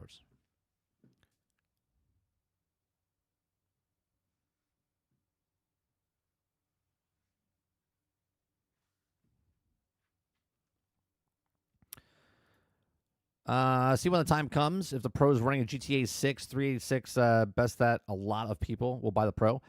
I think PlayStation 5 sales will go up majorly. I don't think the PlayStation 5 Pros. Now, obviously, PlayStation 5 Pro will sell, but it will not go up massively because of the price point.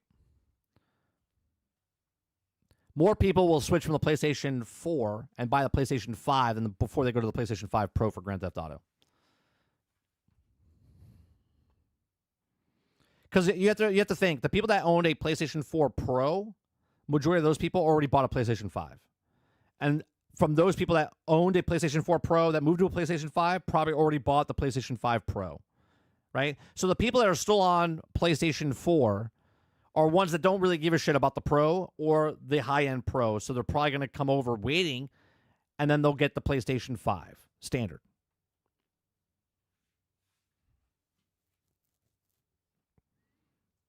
Hal says, I don't even pay $70 for games because they don't launch well.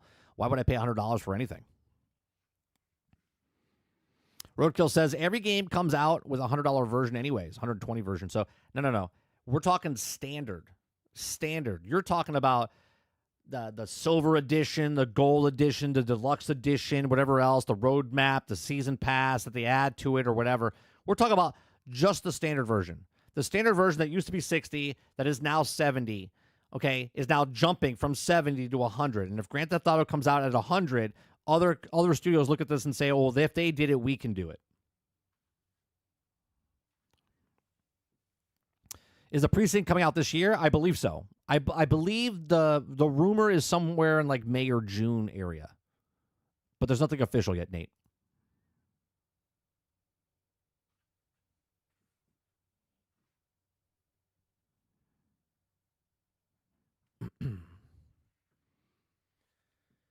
Travis says no game should be $100 if it's Mass Effect Perfection Edition or GTA 6. $100 for a standard is theft. Yeah, no standard should be $100.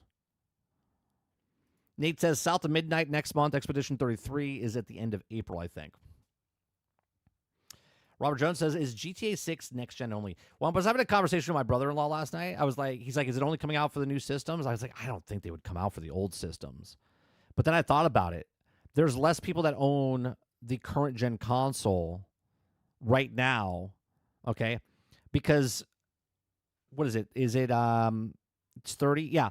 So I believe when the 360 was out, we had PlayStation 3 and the 360 was out. There was a total of like 170 million units between those two systems. There was like 84 and 87, right?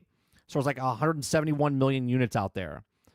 Right now, okay, then that left from 360 to PlayStation 3 and 360 to Xbox One and PlayStation 4. And then obviously it came over to the next generation system as well. Now, right now, there's less people on the PlayStation 5 and the Xbox total as a console as a whole. If there's, let's just give them the 75 million and then the 30 million, there's only 108 million. There's 78 million less people that own a console right now than what there was when GTA 5 came out. Okay? So because of that, do they go back to the older system? I don't think they do, because you're going to get the people jumping from PlayStation 4 or the Xbox One, coming to the Xbox Series, or coming to PlayStation 5.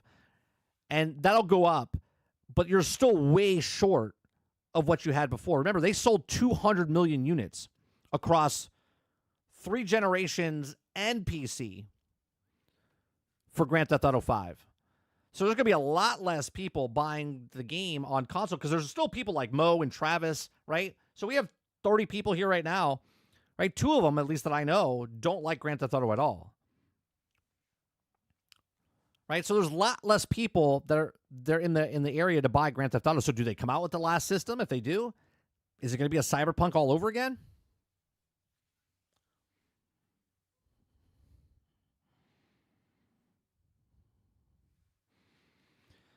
And then he says GTA 6 is going to move PlayStation consoles, especially if it gets the marketing rights. Oh, absolutely. There's no arguing that. 100%. And then there'll be articles written that there was already one last week. Xbox would have had a hurrah, but PlayStation's probably going to get it because of the PlayStation 5, right? And that's where people will play the game. 100%. This is why I bring up, what about if Xbox says, hey, we paid a shit ton of money and Grand Theft Auto 6 comes to Game Pass for the first month or whatever? That would be huge. That's not a loss for Rockstar. That's a win for Rockstar, because they make the money up front and then they'll get the money afterwards from the same people that like the game. So even if the marketing rights happen, that'd be a huge win for Rockstar if they did something like that. Again, I don't know if they're doing something like that, but that's just something I'm saying.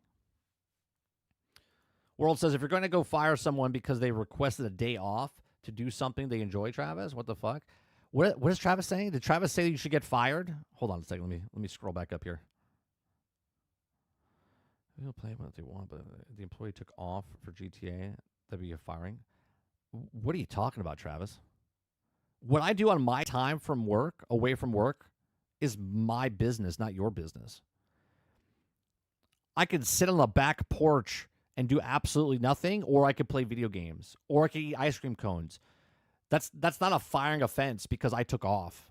Doesn't matter what I took off for. Tell me you don't work a job without telling me you don't work a job.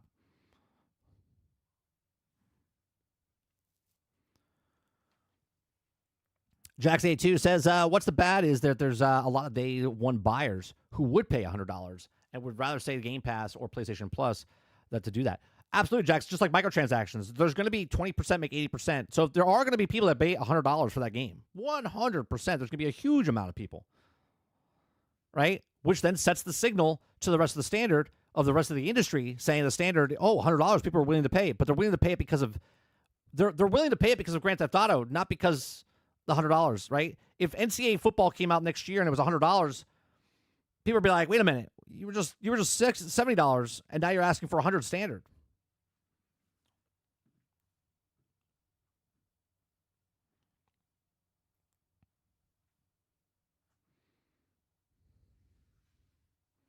Roka says they'd be smart to market it on the PlayStation. That's where all the consoles are. Absolutely.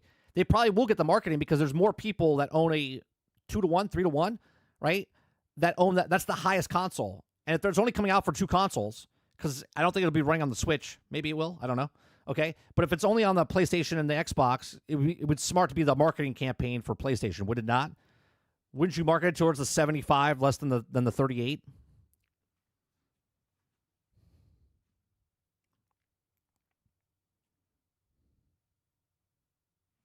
Jason says if someone calls in sick, they can't do anything about it. Right? They're calling it sick.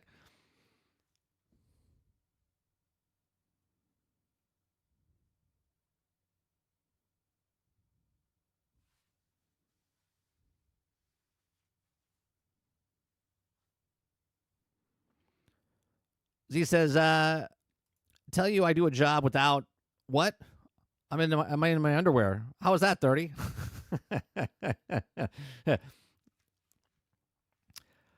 Those are firing offenses though, Z. If you're in your underwear working right now, your job could fire you. You just admitted that you're in your underwear. Be presentable. put a tie on at least. 5 to 1, that doesn't make sense. Roadkill. Let's do the math. If there's 38, right? 38. Now times that by 5. How many PlayStations would be out in circulation right now? I love having these dumb conversations with you. It really gets my brain going. Yeah, 5 to 1. 75, right?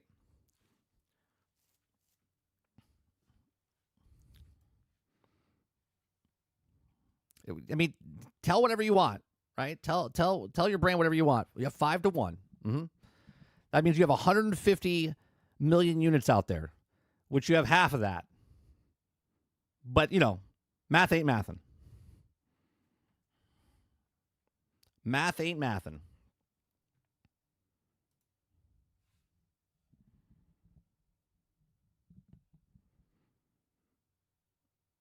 All right, the last story we're going to talk about today.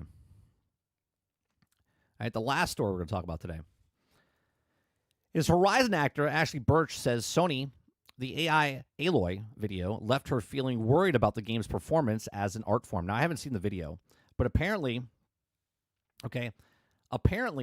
that Ashley Birch, they used a AI voice to cast or use, and they're on strike right now. We read an article last week that they're on strike. And this is not cool, okay? Because just the fact that this leaked, showing that they're trying something to see if they can use a voice actress, her voice, without her actually using the voice, is really bad look for Sony, okay? And for Guerrilla Games. Because you're trying to, now obviously our company is going to try to get rid of people because they cost too much and that people don't want to actually pay people for what they do, 100%, right? So we'll read this in just a second. If you guys like what I do here, we do this Monday through Thursday from 10 o'clock in the morning till noon Eastern. Hit that like button, hit that subscribe button. If you'd like to go above and beyond that, become a member as little as $5. We just have conversations, give you my thoughts and opinions, and then I hear your thoughts and opinions in the chat or in the comment section down below after the fact. So Horizon actor Ashley Birch says Sony AI Aloy is also a video left her feeling worried about the game performance and the art. So Horizon actor Ashley Birch has addressed that the AI Aloy, it's Aloy, right? A video that leaked online last week is using a call attention to the demands of striking voice actors. Last week, The Verge reported the emergence of the internal Sony video showing that off-tech that uses Aloy from Horizon series demonstrating AI-powered characters. Sony has yet to respond to IGN's request for comment. In a now-deleted video, Sony Interactive Entertainment Director, software engineer, said it was a conversation with the AI-powered Aloy, and the voice prompts the AI-generated speech and facial animations. Now, he asked Aloy how she's doing, in which she responded, "Hello, I'm managing all right, and the dealing it also with a sore throat. How have you been?" The voice heard coming from Aloy's mouth is clearly not Birch, rather than a robotic voice similar to those heard from tech speech AI, voice generators. Facial movements are stiff, and her eyes appear lifeless as converses with the director. Now, Birch, who also said that the voice of Aloy was also 4 Horizon video games released so far, Zero Dawn, Forbidden West, Call of the Mountain, and Lego Horizon Adventures, took to social media platform on TikTok to confirm that she had seen the video and that Horizon developer Guerrilla had gotten in touch and let her know that this is just a tech demo. It did not reflect anything that it was active in development. Yeah, but come on, bro. Come on, bro. If you're doing a tech demo test, and it's not really personally against her, okay? but you're trying to figure out if you can have a conversation AI-wise towards the actual person. And now, if you can do this for just her in a tech demo, then that means you're trying to make acting obsolete, right? This is exactly why they're striking. And instead of paying the actors to act and to be part of the industry, they're trying to go behind their backs and make the AI more human to try to push off them because they don't want to pay them. Okay? That's what that is. Okay, so I'll continue. It says that with all this in mind, Birch said that the Aloy video left her feeling a little worried about the performance of the art form, as used as a jumping-off point to discussing ongoing video game voice actor strikes, and claimed that the number of high-profile casualties in recent weeks. Last week, a Screen Actors Guild, American Federation Television and Radio Art issued a update in the members' status negotiating over the video game actor AI protections, saying that the progress has been made and is also still frustrating far apart. Okay, industry's bargaining group also on key issues. Currently, what they're fighting for is that they have to get the consent before they can make the AI version of us in any form. And you also compensate us fairly, and if you have to tell us what we're using, the AI doubled, Birch said.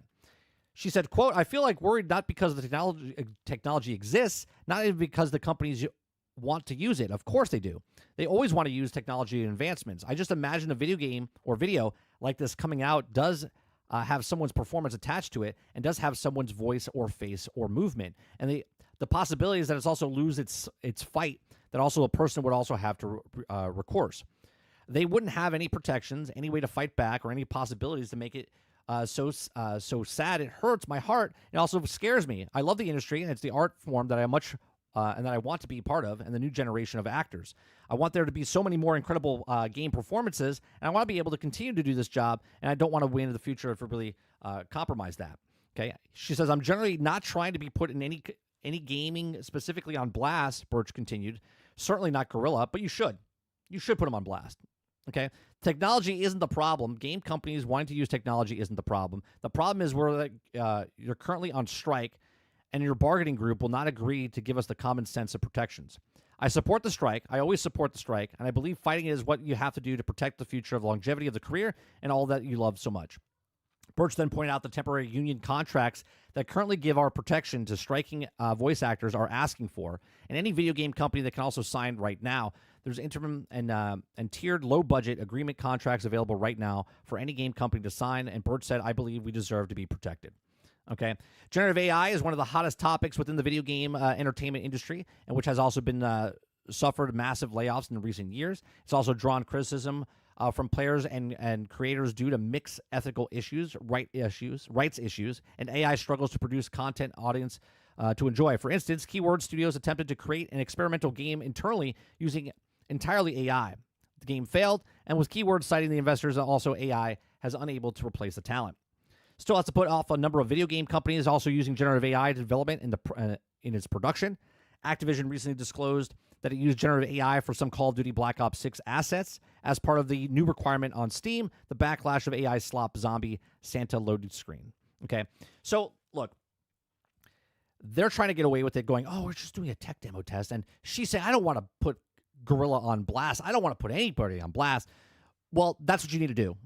Right? You're striking right now because you're trying to protect yourself, but yet you don't want to put anyone on blast that are trying to replace you with generative AI. I mean, don't get me wrong. I use AI music, okay, on my channel. Now, a one-man show. I don't have enough money to go hire a band to make every little jingle that I want to make, and AI works that way, okay? But let's say that Ashley Birch sang a song for me, and I didn't want to pay Ashley Birch anymore to sing the next song for me. So I just took her voice, put it into the machine, and then started using that, okay? That would be wrong because she made that character, she made that song, she made that thing, and then I just decided I didn't want to pay her anymore, and now I'm using the generative AI to replace her. That's scumbaggy, okay? Now, if you're making something out of scratch from the very first time, cool. But this character is very famous, right? It's one of the most well-known characters in the PlayStation realm. And just to use it, hell, they know it is. That's why they used it in a tech test. But it does come off a little scummy to give it a tech test, even though it's an AI voice, that you're trying this technology using this character and saying, oh, well, yeah, we're just testing it out. It's just a test. We're not really trying to replace the actors. 100% that's what they're trying to do. Okay? Because it's very simple. If you don't want, in the film industry, if you don't like an actor, you kill them off. Not in real life, their character. Like in a game, right? If you don't like an actress, you just write them out. In Hollywood, this happens all the time. If an actor is hard to work with or someone's hard to work with, you take their character and you write them out of the show. Either they moved, they die, something happened to them, and that's how they get rid of them. With this character, they're just like, oh, you know what? We're going to tell a different story. We're going to tell a different story on the horizon from a different character's point of view, right? And that character is now just voiced AI. And you wouldn't know. You wouldn't know because it's getting so indistinguishable that you won't be able to tell if it's a real person or if it's a fake person. But this is the future that we live in. Let me know what you guys think in the comment section down below. Let me know what you guys think in the live chat. What do you think of the Horizon actor, Ashley Bird, saying, I don't want to put anyone on blast? And what do you think about Sony? And again, it's not just Sony. It's not just Guerrilla Games. This is the ones that just got caught, right? Obviously, they pulled it down because it looks bad. Let me know in the comment section down below. Let me know in the live chat. Please make sure you share, like, subscribe. And if you like what I do here, check out some of our other videos. Thanks for watching. All right, let me scroll back up here. Player says, let me see, is it where, yeah, it's where I left off. Player says, 30, I believe Call of Duty is another game that could get away with a $100 price point. Call of Duty has been the #1 selling game for the last 16 years. I don't think there's enough content in Call of Duty, especially since the campaign is really short and then it's all PvP afterwards. I don't know if that can get away. I mean, I wouldn't pay for it, but then again, I'm not paying for it now. But I think you're right. I think there is a thing there because the game is so popular, they could get away with $100. I think Madden could get away with $100 as well, right? I think games that are top sellers now could still get away with $100 because there's still people. You would sell less, right, at $100, but you would make more because if 100 people bought it at $80, but now you have 80 people buying it at $100, it doesn't matter about the 20 people that didn't buy it.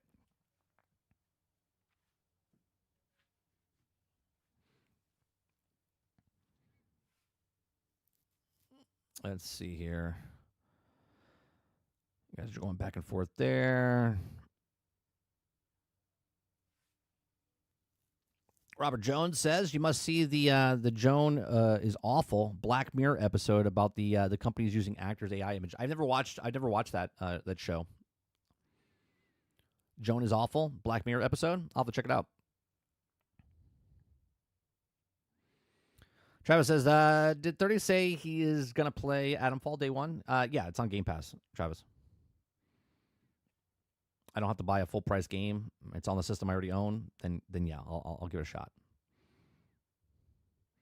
Kraken says, I don't care if games use AI. I just want the game to be good. You know, it's not about you caring, Kraken, if there's AI or not. You wouldn't care, right? Like, would you care what editing software the company uses? Would you care of what engine they use for the game? No, as long as you're having fun, that's all you have to care about. From a standpoint of the art and the actors and the greedy companies digging over the actors to get in, absolutely. From a consumer point of view, you don't care about any of this. You don't care if they use AI, if they don't use AI, if they use real actors or not. As long as the game comes out and the product is good, make a game, sell a game, then that's all you care about. And I'm not saying you. I'm just saying that's all we should care about as a consumer. Crowded House says, I think the actors should fight for as long as they can, but I think it's obvious that at this point, they're just postponing the inevitable. Well, I think there has to be something that goes along the lines of to protect them. In the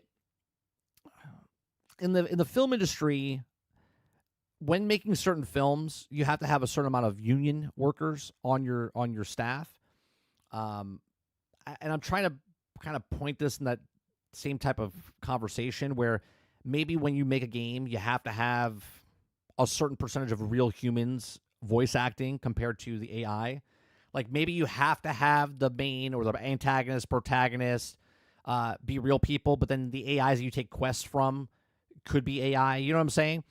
Maybe they put some sort of parameters in line for that. I don't know. they don't have to, but to fight for it, like if Ashley Birch gave her voice and said, okay, I give you the right to use my voice, that's it. They'll give her one lump sum, like the lottery. Like you could take it over payments or you could take a one lump sum. They're going to give her a one lump sum of the lottery and then use her voice forever. And she never sees any kind of compensation for that after the fact. That's what the companies want to do. They want to pay as little as possible, right? They want to pay as little as possible to make the product, but they want to charge us as much as possible. But yet someone will actually argue that people that try to spend less money are bad for business, right? Even though we're just like the company, we're looking for deals. We don't want to pay $100 for a video game. They don't want to pay $1,000 or $10,000 for a voice actor. Robert Jones says, I think the using her voice to feed the AI is wrong. Using the AI to make the voice sound like her is morally gray at best. They didn't make it sound like her. It sounded like the text, like the normal AI, but you know they took her voice and made it, like, learned it for the AI without her permission. Just like they did with Scarlett Johansson. They took her voice and put it for ChatGPT, right, to teach it. Kraken says both AI people can also produce slop, but they can also both produce a good product. Right, at the end of the day, you just want a good product. But it's still morally wrong, and the companies are trying to dick over the actors because of it. Eclipse says, I love how they made the new season trailer for Black Mirror. It looked like the whole movie, but each part of it is a different episode. I love that. I've never watched it. Never watched it once. If they're dicking the employees, imagine how they do feel about you. Exactly, Jones. Exactly. Sarge says, the question is, do you as a person have a surplus or morals or scruples of morals? It's also, you can also care and the cake is made. If you don't, then you just don't care eating the cake. Well, most people don't care, right? Most people don't care about the drama behind the movie scenes or whatnot. They want to be entertained. Also, it says, so what you're saying is they're fucked. As of right now, yeah. As of right now, yeah. Eclipse says, yeah, just like the same with the guy that made G.I. Joe. He sold the rights straight off instead of asking for royalties. That was the stupidest thing I could have ever done. Yeah.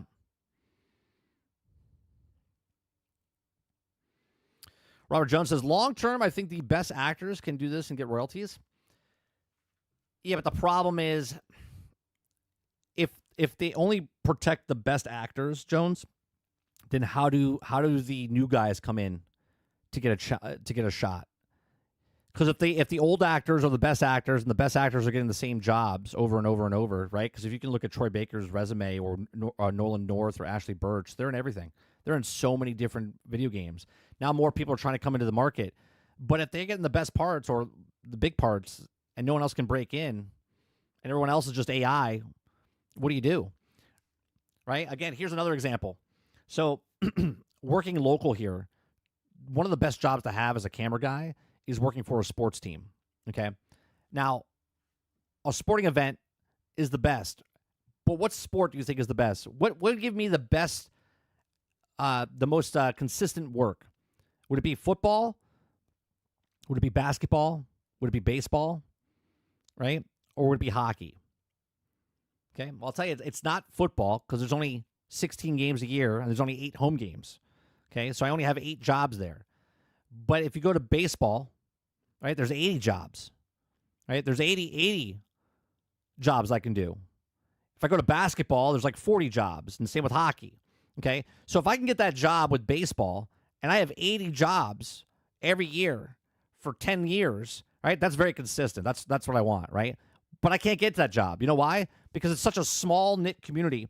It's the same camera people, it's the same producers, it's the same directors that do every single game. And the only way you can bust into that, okay, is if someone retires or if someone dies. So now take that into the acting. If there's a small group of people that are always taking all the jobs, then how do you break in? They either have to retire or they have to die. And if these rules are set for these actors that are in the business now and they don't set the rules for everybody else that comes in afterwards, then they're just all fucked.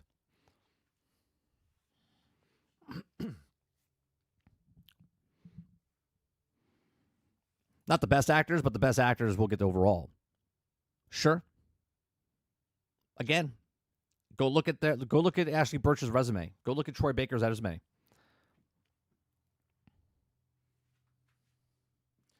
Right? They deserve what they got.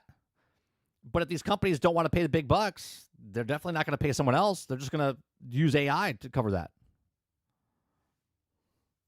Remember, there's always someone that's just coming into the business or into the industry that wants to make a name for themselves. So like, yeah, you want to come in and take some lines? All right, just sign this contract right here. Okay, cool. We're going to give you $10,000. And they're like, oh, wow, I've never made that much money before. And then all of a sudden, now they make 18 sequels to this video game that you're the voice of that you never even knew.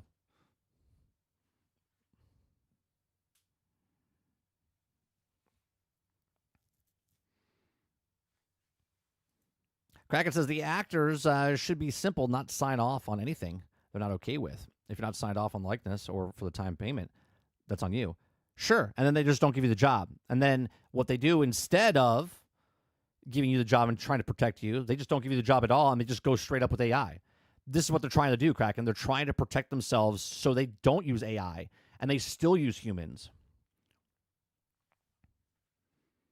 I used to get called up all the time when I was on strike, when I was in the union. Okay, we would get other jobs. Hey, I'll pay you underneath the table. I'll do this. Right? I won't do that. I won't do that because if I do that, one, you'll be a scab, right? And then it'll get backed around, and then you won't get hired for it, right? And then if you're a person that's not in the industry and they hire you and you're not in the union, right?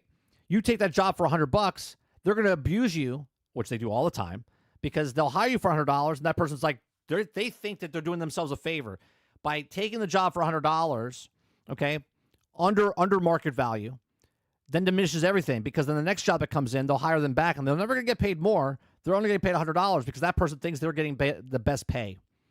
Meanwhile, they're undervaluing themselves because of what that position is. Sarge says they to sell off the rights, the royalties, because they don't see how the vision is. Also could be marketed in to make the money as long term, so they can take the guaranteed money up front. Right.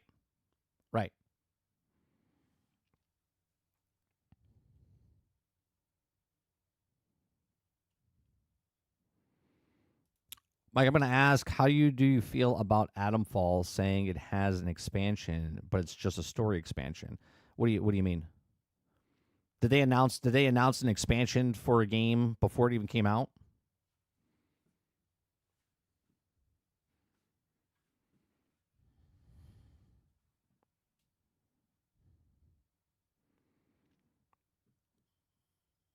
Clip says, I mean, not every episode is good, but it's also a good show overall.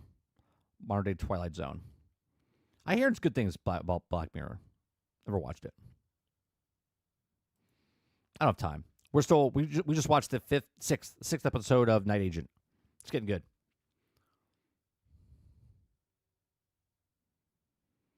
Yeah, they have a season pass in deluxe edition. Says it comes with 3 story expansions. You know where I stand. I don't have to answer this question again. You can go back to last week when you asked a separate question in the same format, and I tell you that if a game comes out and announces a expansion pass before the regular game comes out, then it's a stupid business model. Okay? Now, obviously, I'm not buying the game. I'm playing it on Game Pass, right? I played Star Wars. We paid $18 to play it for the first month, and then we stopped. And I haven't bought it again to play out the rest of the expansions because that's what it is. Okay? If you're announcing expansions and story before the game comes out, it's stupid. You're using that to sell the game to go, well, you'll be interested in this game because more stuff's coming out for it. Great. How about you set the game out first, let it talk about it for itself, make a game, sell a game, and then if it works well, then announce more content. Like they did for Hogwarts. Like they did for Avowed. They still haven't announced Avowed, so we don't even know if they have a roadmap, but there's rumors.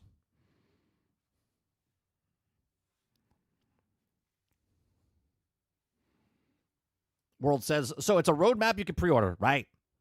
Right? Just like Space Marines 2. But see, it doesn't matter about Space Marines 2 because people will be like, well, it's good. It's still a shitty business model. Right? They announced Space Marines 3 before Space Marines 2 is even complete.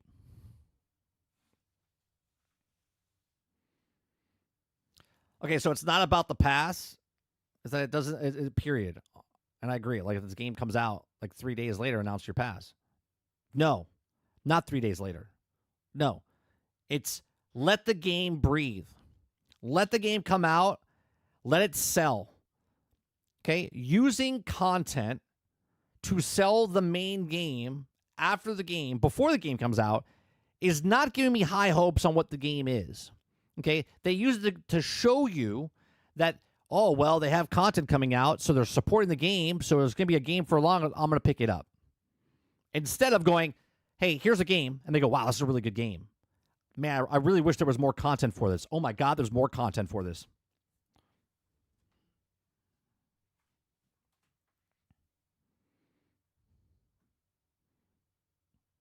There already is a definitive edition, Travis. I'm pretty sure Hogwarts has a definitive edition that they announced, if I'm not mistaken.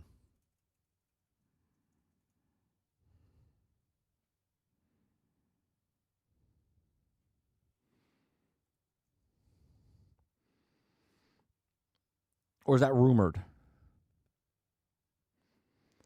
Yeah, definitive edition is set to have around 10 to 15 hours more of additional content. It's rumored, but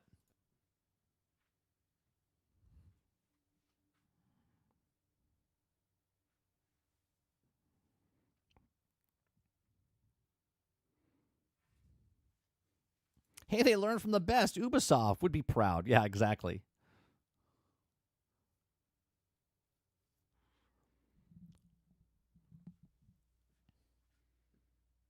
I'm asking, but how long before the pass can be announced? I don't know. A month? 2 months? Like, you let the game breathe. You let the game sell. You don't announce a movie coming out. Hey, Captain America, Brave New World is coming out in theaters. And then all of a sudden, the first week, you're like, Captain America, Brave New World 2 is coming out in theaters in 2027. It's like, why don't you let the movie breathe a little bit before you announce the next movie? See, the reason they announce the next movie is to go, well, this one must be good if they're already announcing the next one. That's a marketing ploy. It's a shitty technique. It's a marketing ploy. Let the game, let the movie, let the book, let the TV show breathe on its own before you announce the next season.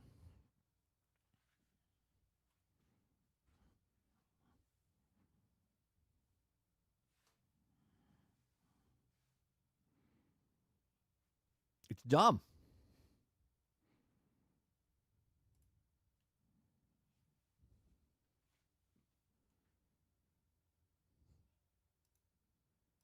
You shouldn't be telling me about a game sequel before the game comes out. Sorry. Look at AC Shadows. Perfect, right? AC Shadows not only pitched their DLC before the game even came out for pre-order, but then they fucked up and then took one of those DLCs and shoved it into the main game so you don't have to wait anymore. And now they're just marketing the last DLC that comes out later. Right? Yeah. RoboCop came out 2023. Sold well, didn't sell well, I don't know. Probably sold well considering now they announced a expansion, separate standalone edition of RoboCop.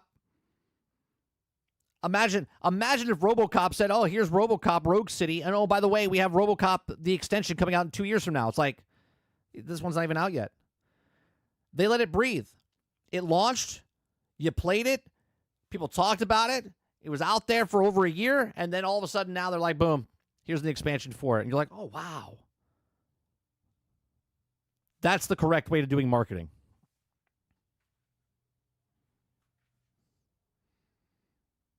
Oh, is that what it is, Dustin?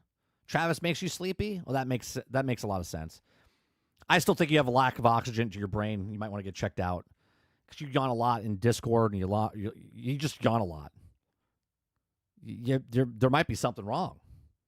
I'm a little worried. You yawn a lot.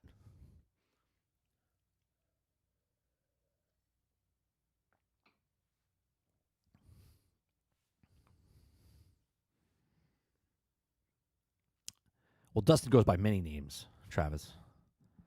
He's like the what's the character in Game of Thrones, the faceless faceless person. I forget what the faceless. Oh, it was the faceless something. I forget what his name was.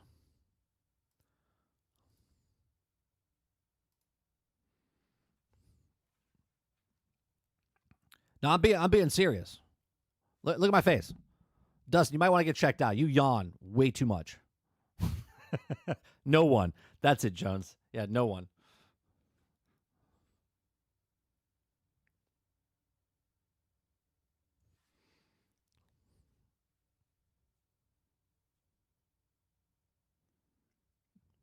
It's the man with no name. This week is what, GDC? So we're gonna get some videos and whatnot coming out this week. Let me refresh here.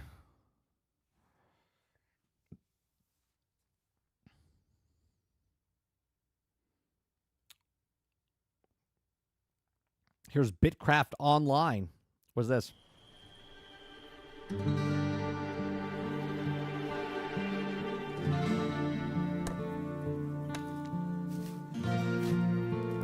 Another cozy life farm sim. This almost looks like the same art style as Towerborn.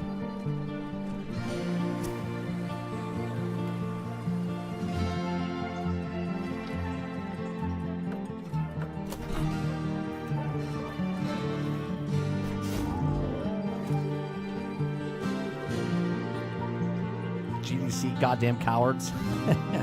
I think it's a game developer conference there, Sarge. Uh-oh. There's different factions taking over. So basically this is like Albion Online. Is there massive scale wars?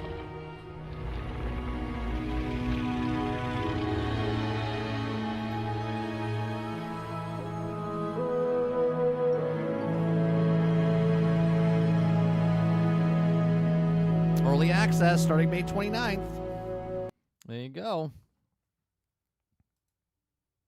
Fishing sold.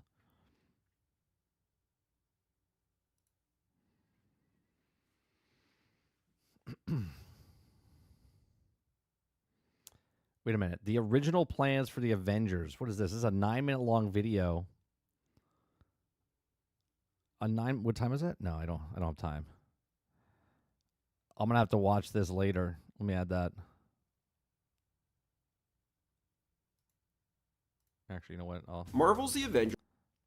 Marvel's The Avengers. Apparently, the game had different plans ahead, or is this the original plans for the Avengers? Maybe that's the movie. I think it's the movie, not the game.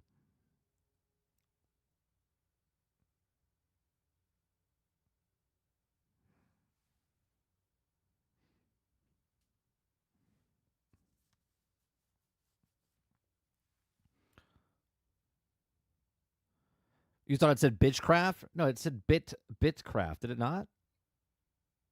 Yeah, it's Bitcraft, not Bitchcraft. It's Bitcraft.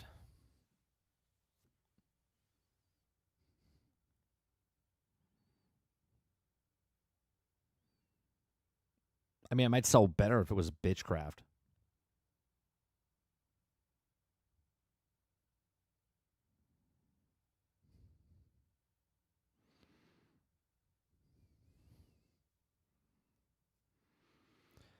I sent you the Amazing DC game. Oh, right, Sarge. I wanna look at that for a second.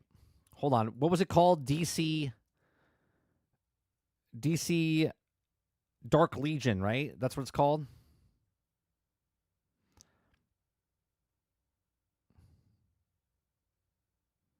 Look at this shit, guys. Let me make sure this is the right. Yeah. Okay. Look at this shit. Okay, we want good comic book games, right? We want really good comic book games. We want games like Spider-Man and Batman and all of this other stuff, okay? And this is what DC and Warner Brothers is working towards, okay? The Dark Legion is coming for you. There it is.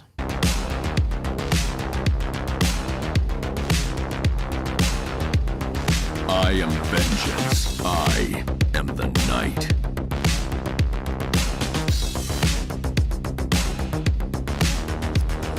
In all its glory.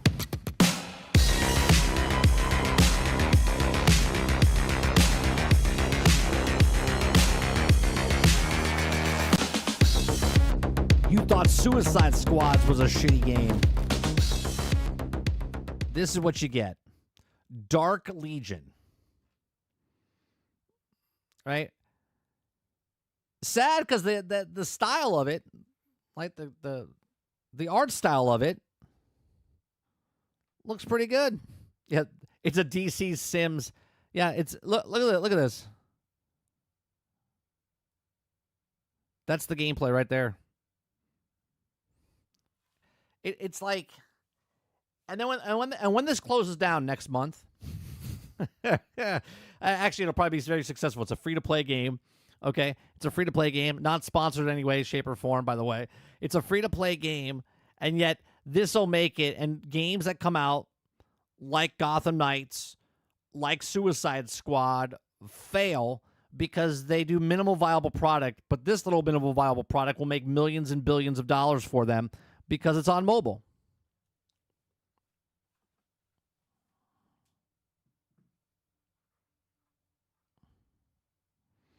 Eclipse says, I've been seeing these ads all over the place. They're trying their hardest to get the money for it. Oh, absolutely.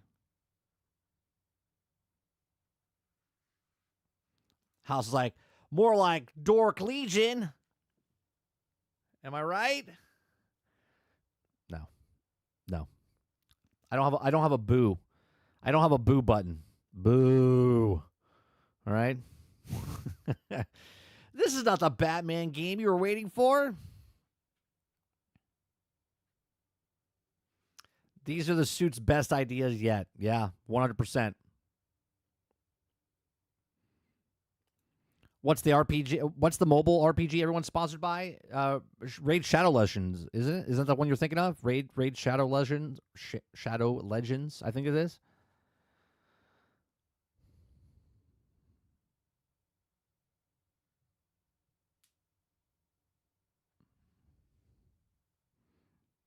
We need the cricket soundbite. I'll have to add one.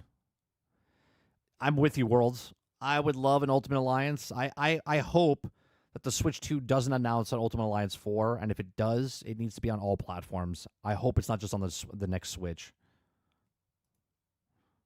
I will be very upset if Ultimate Alliance 4 is only on Switch 2.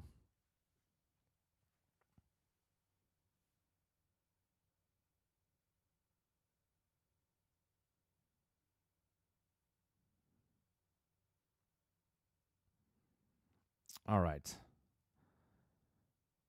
I think that's going to do. I'm looking through if there's any other videos or anything. Actually, let me go to Twitter real fast and see if there's. We'll go through Twitter for a second.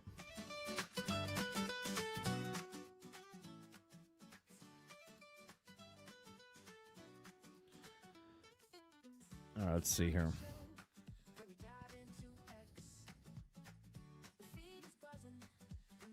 People talking that Split Fiction. Me and Sarge are going to continue playing that this Wednesday. So if you guys missed the first episode on 30 and Still Gaming, go check out Split Fiction. Me and Sarge play that. Really good game. We're going to continue playing it this Wednesday.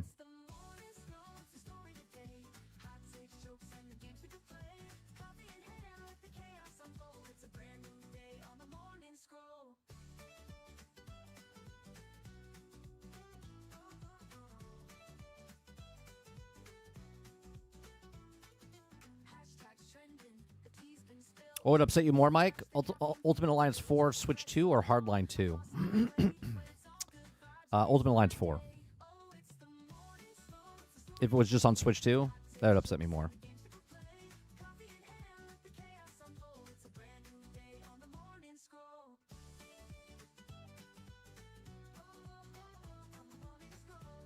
Although I am looking forward to Hardline 2 coming out, so you would be banned. There's an upside.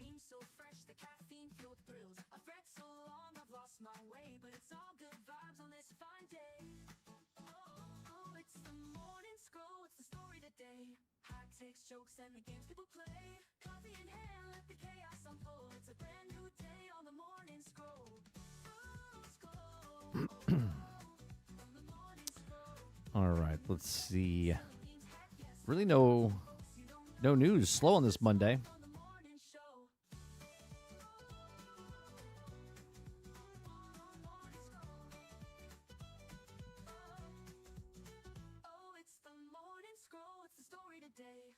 What is that? Is giving eager life simmers another free taste of its score. So they're making a what's that game called? I think Waterbear talked about it a couple months ago. Inzoi? It's like that life sim thing.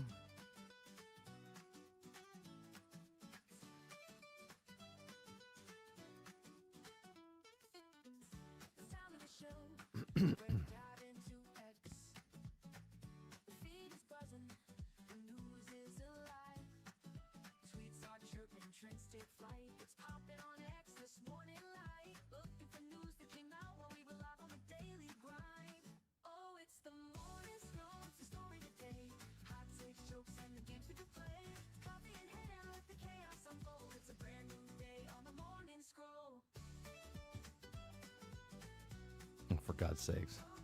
Warner Brothers wipes the original Looney Tunes from Max. Oh, what? Jesus Christ, WB. Jesus Christ, WB. Warner Brothers wipes the original Looney Tunes from Max. The foundational cartoon has been removed from Warner Brothers streaming service. Why?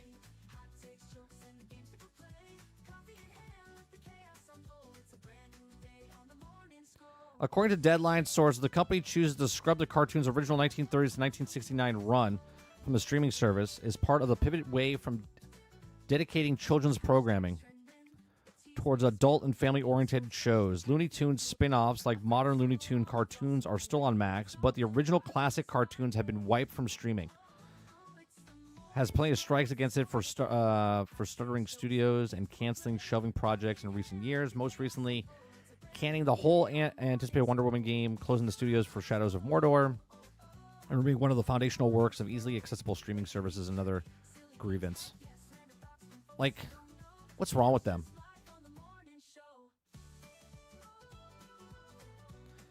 This decision also follows the theatrical release of The Day of the Earth Blew Up, a Looney Tunes movie on March 14th, the minimal fanfare and promotion. First of all, they didn't promote this fucking movie at all. Okay, they didn't promote this movie at all. The first time I saw is when we went to go see Sonic. That was the first time I saw any kind of advertisement for The Day the Earth Blew Up Looney Tunes movie. Limited release in Catch-Up Entertainment in December, followed by a wider release this month. This makes the first fully animated film to be released in theaters franchise in nearly 100-year history. Imagine making imagine, again, WB, having such a well-known IP like Looney Tunes and not doing anything with it.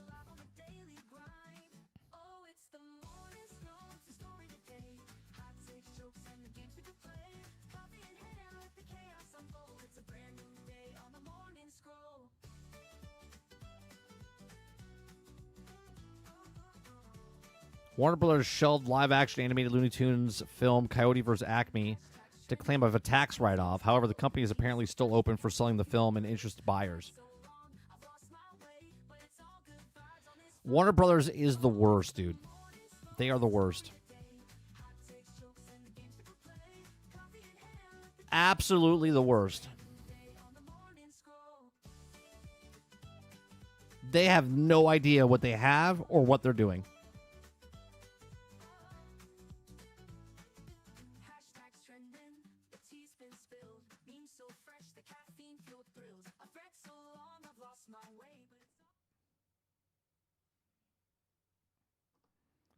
Completely just have no idea what the fuck they're doing.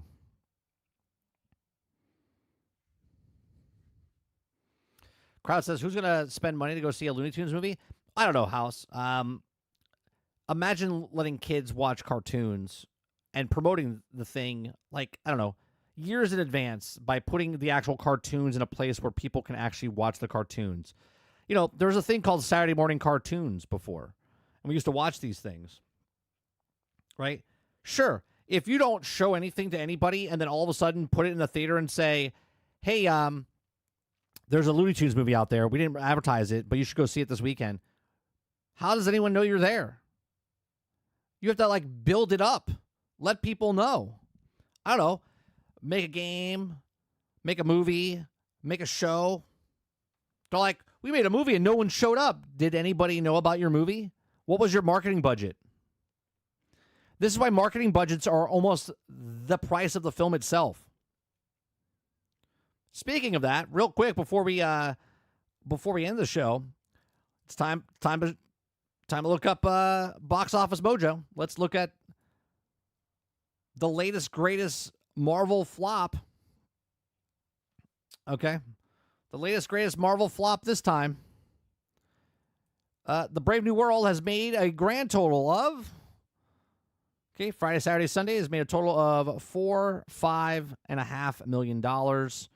This weekend, and it brings the total to $388 million, which is nowhere near what it needs. It didn't make its money back.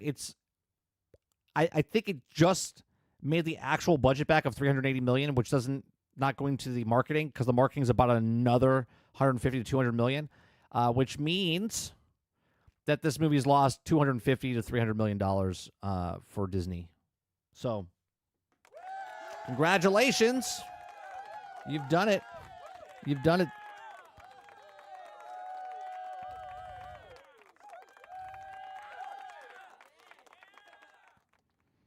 I have no idea who those are, Travis.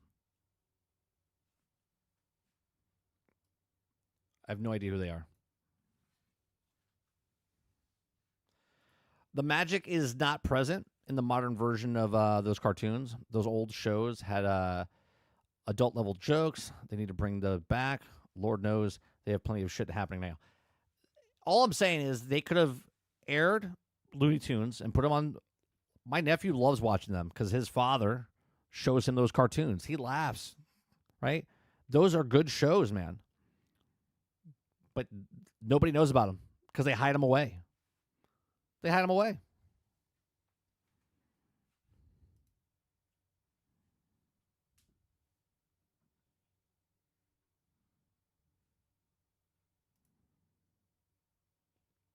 Just dumb.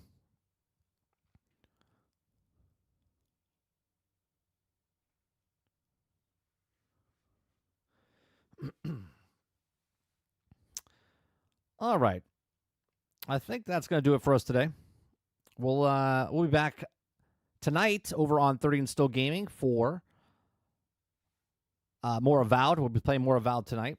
I'll show you guys the third-person perspective and whatnot and all the kind of different changes they've put into the game. We'll be back tomorrow for the Daily Grind for another episode. If you guys like it, hit that like button, hit that subscribe button. If you'd like to go above and beyond that, become a member as little as $5. Go check out some of our other content over on Nerding with 30, 30 and Still Gaming, and also the 30 NSG channel. We have uploads on this channel. We have gameplay on 30 and Still Gaming, and then we have uploads talking about Marvel, Star Wars, different stuff. Trying to record now to put up over on Nerding with 30. Let me know what you guys think about that type of content over there. Appreciate it very much. You guys have a great rest of your day, evening, or night, wherever you are, and I'll see you guys on the next one. Peace.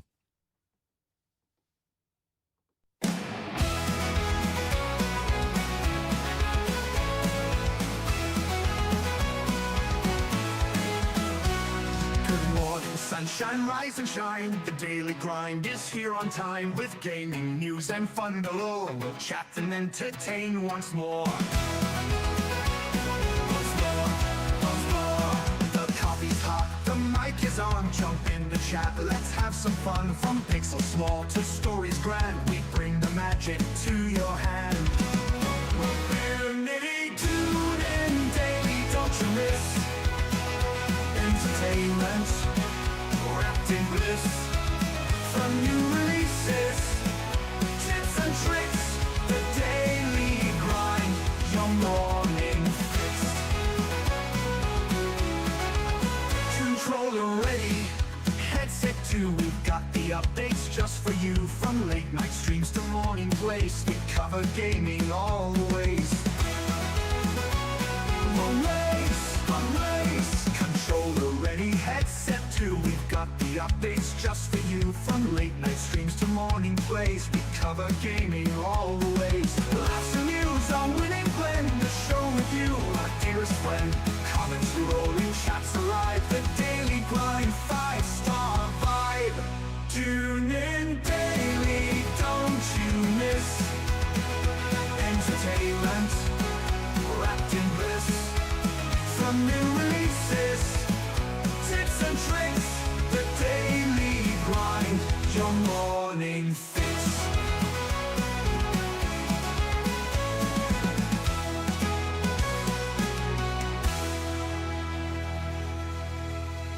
Good morning, sunshine, rise and shine. The daily grind is here on time with gaming news and fun below. We'll chat and entertain once more. The coffee's hot, the mic is on. Jump in the chat, let's have some fun. From pixels small to stories grand, we bring the magic to your hand.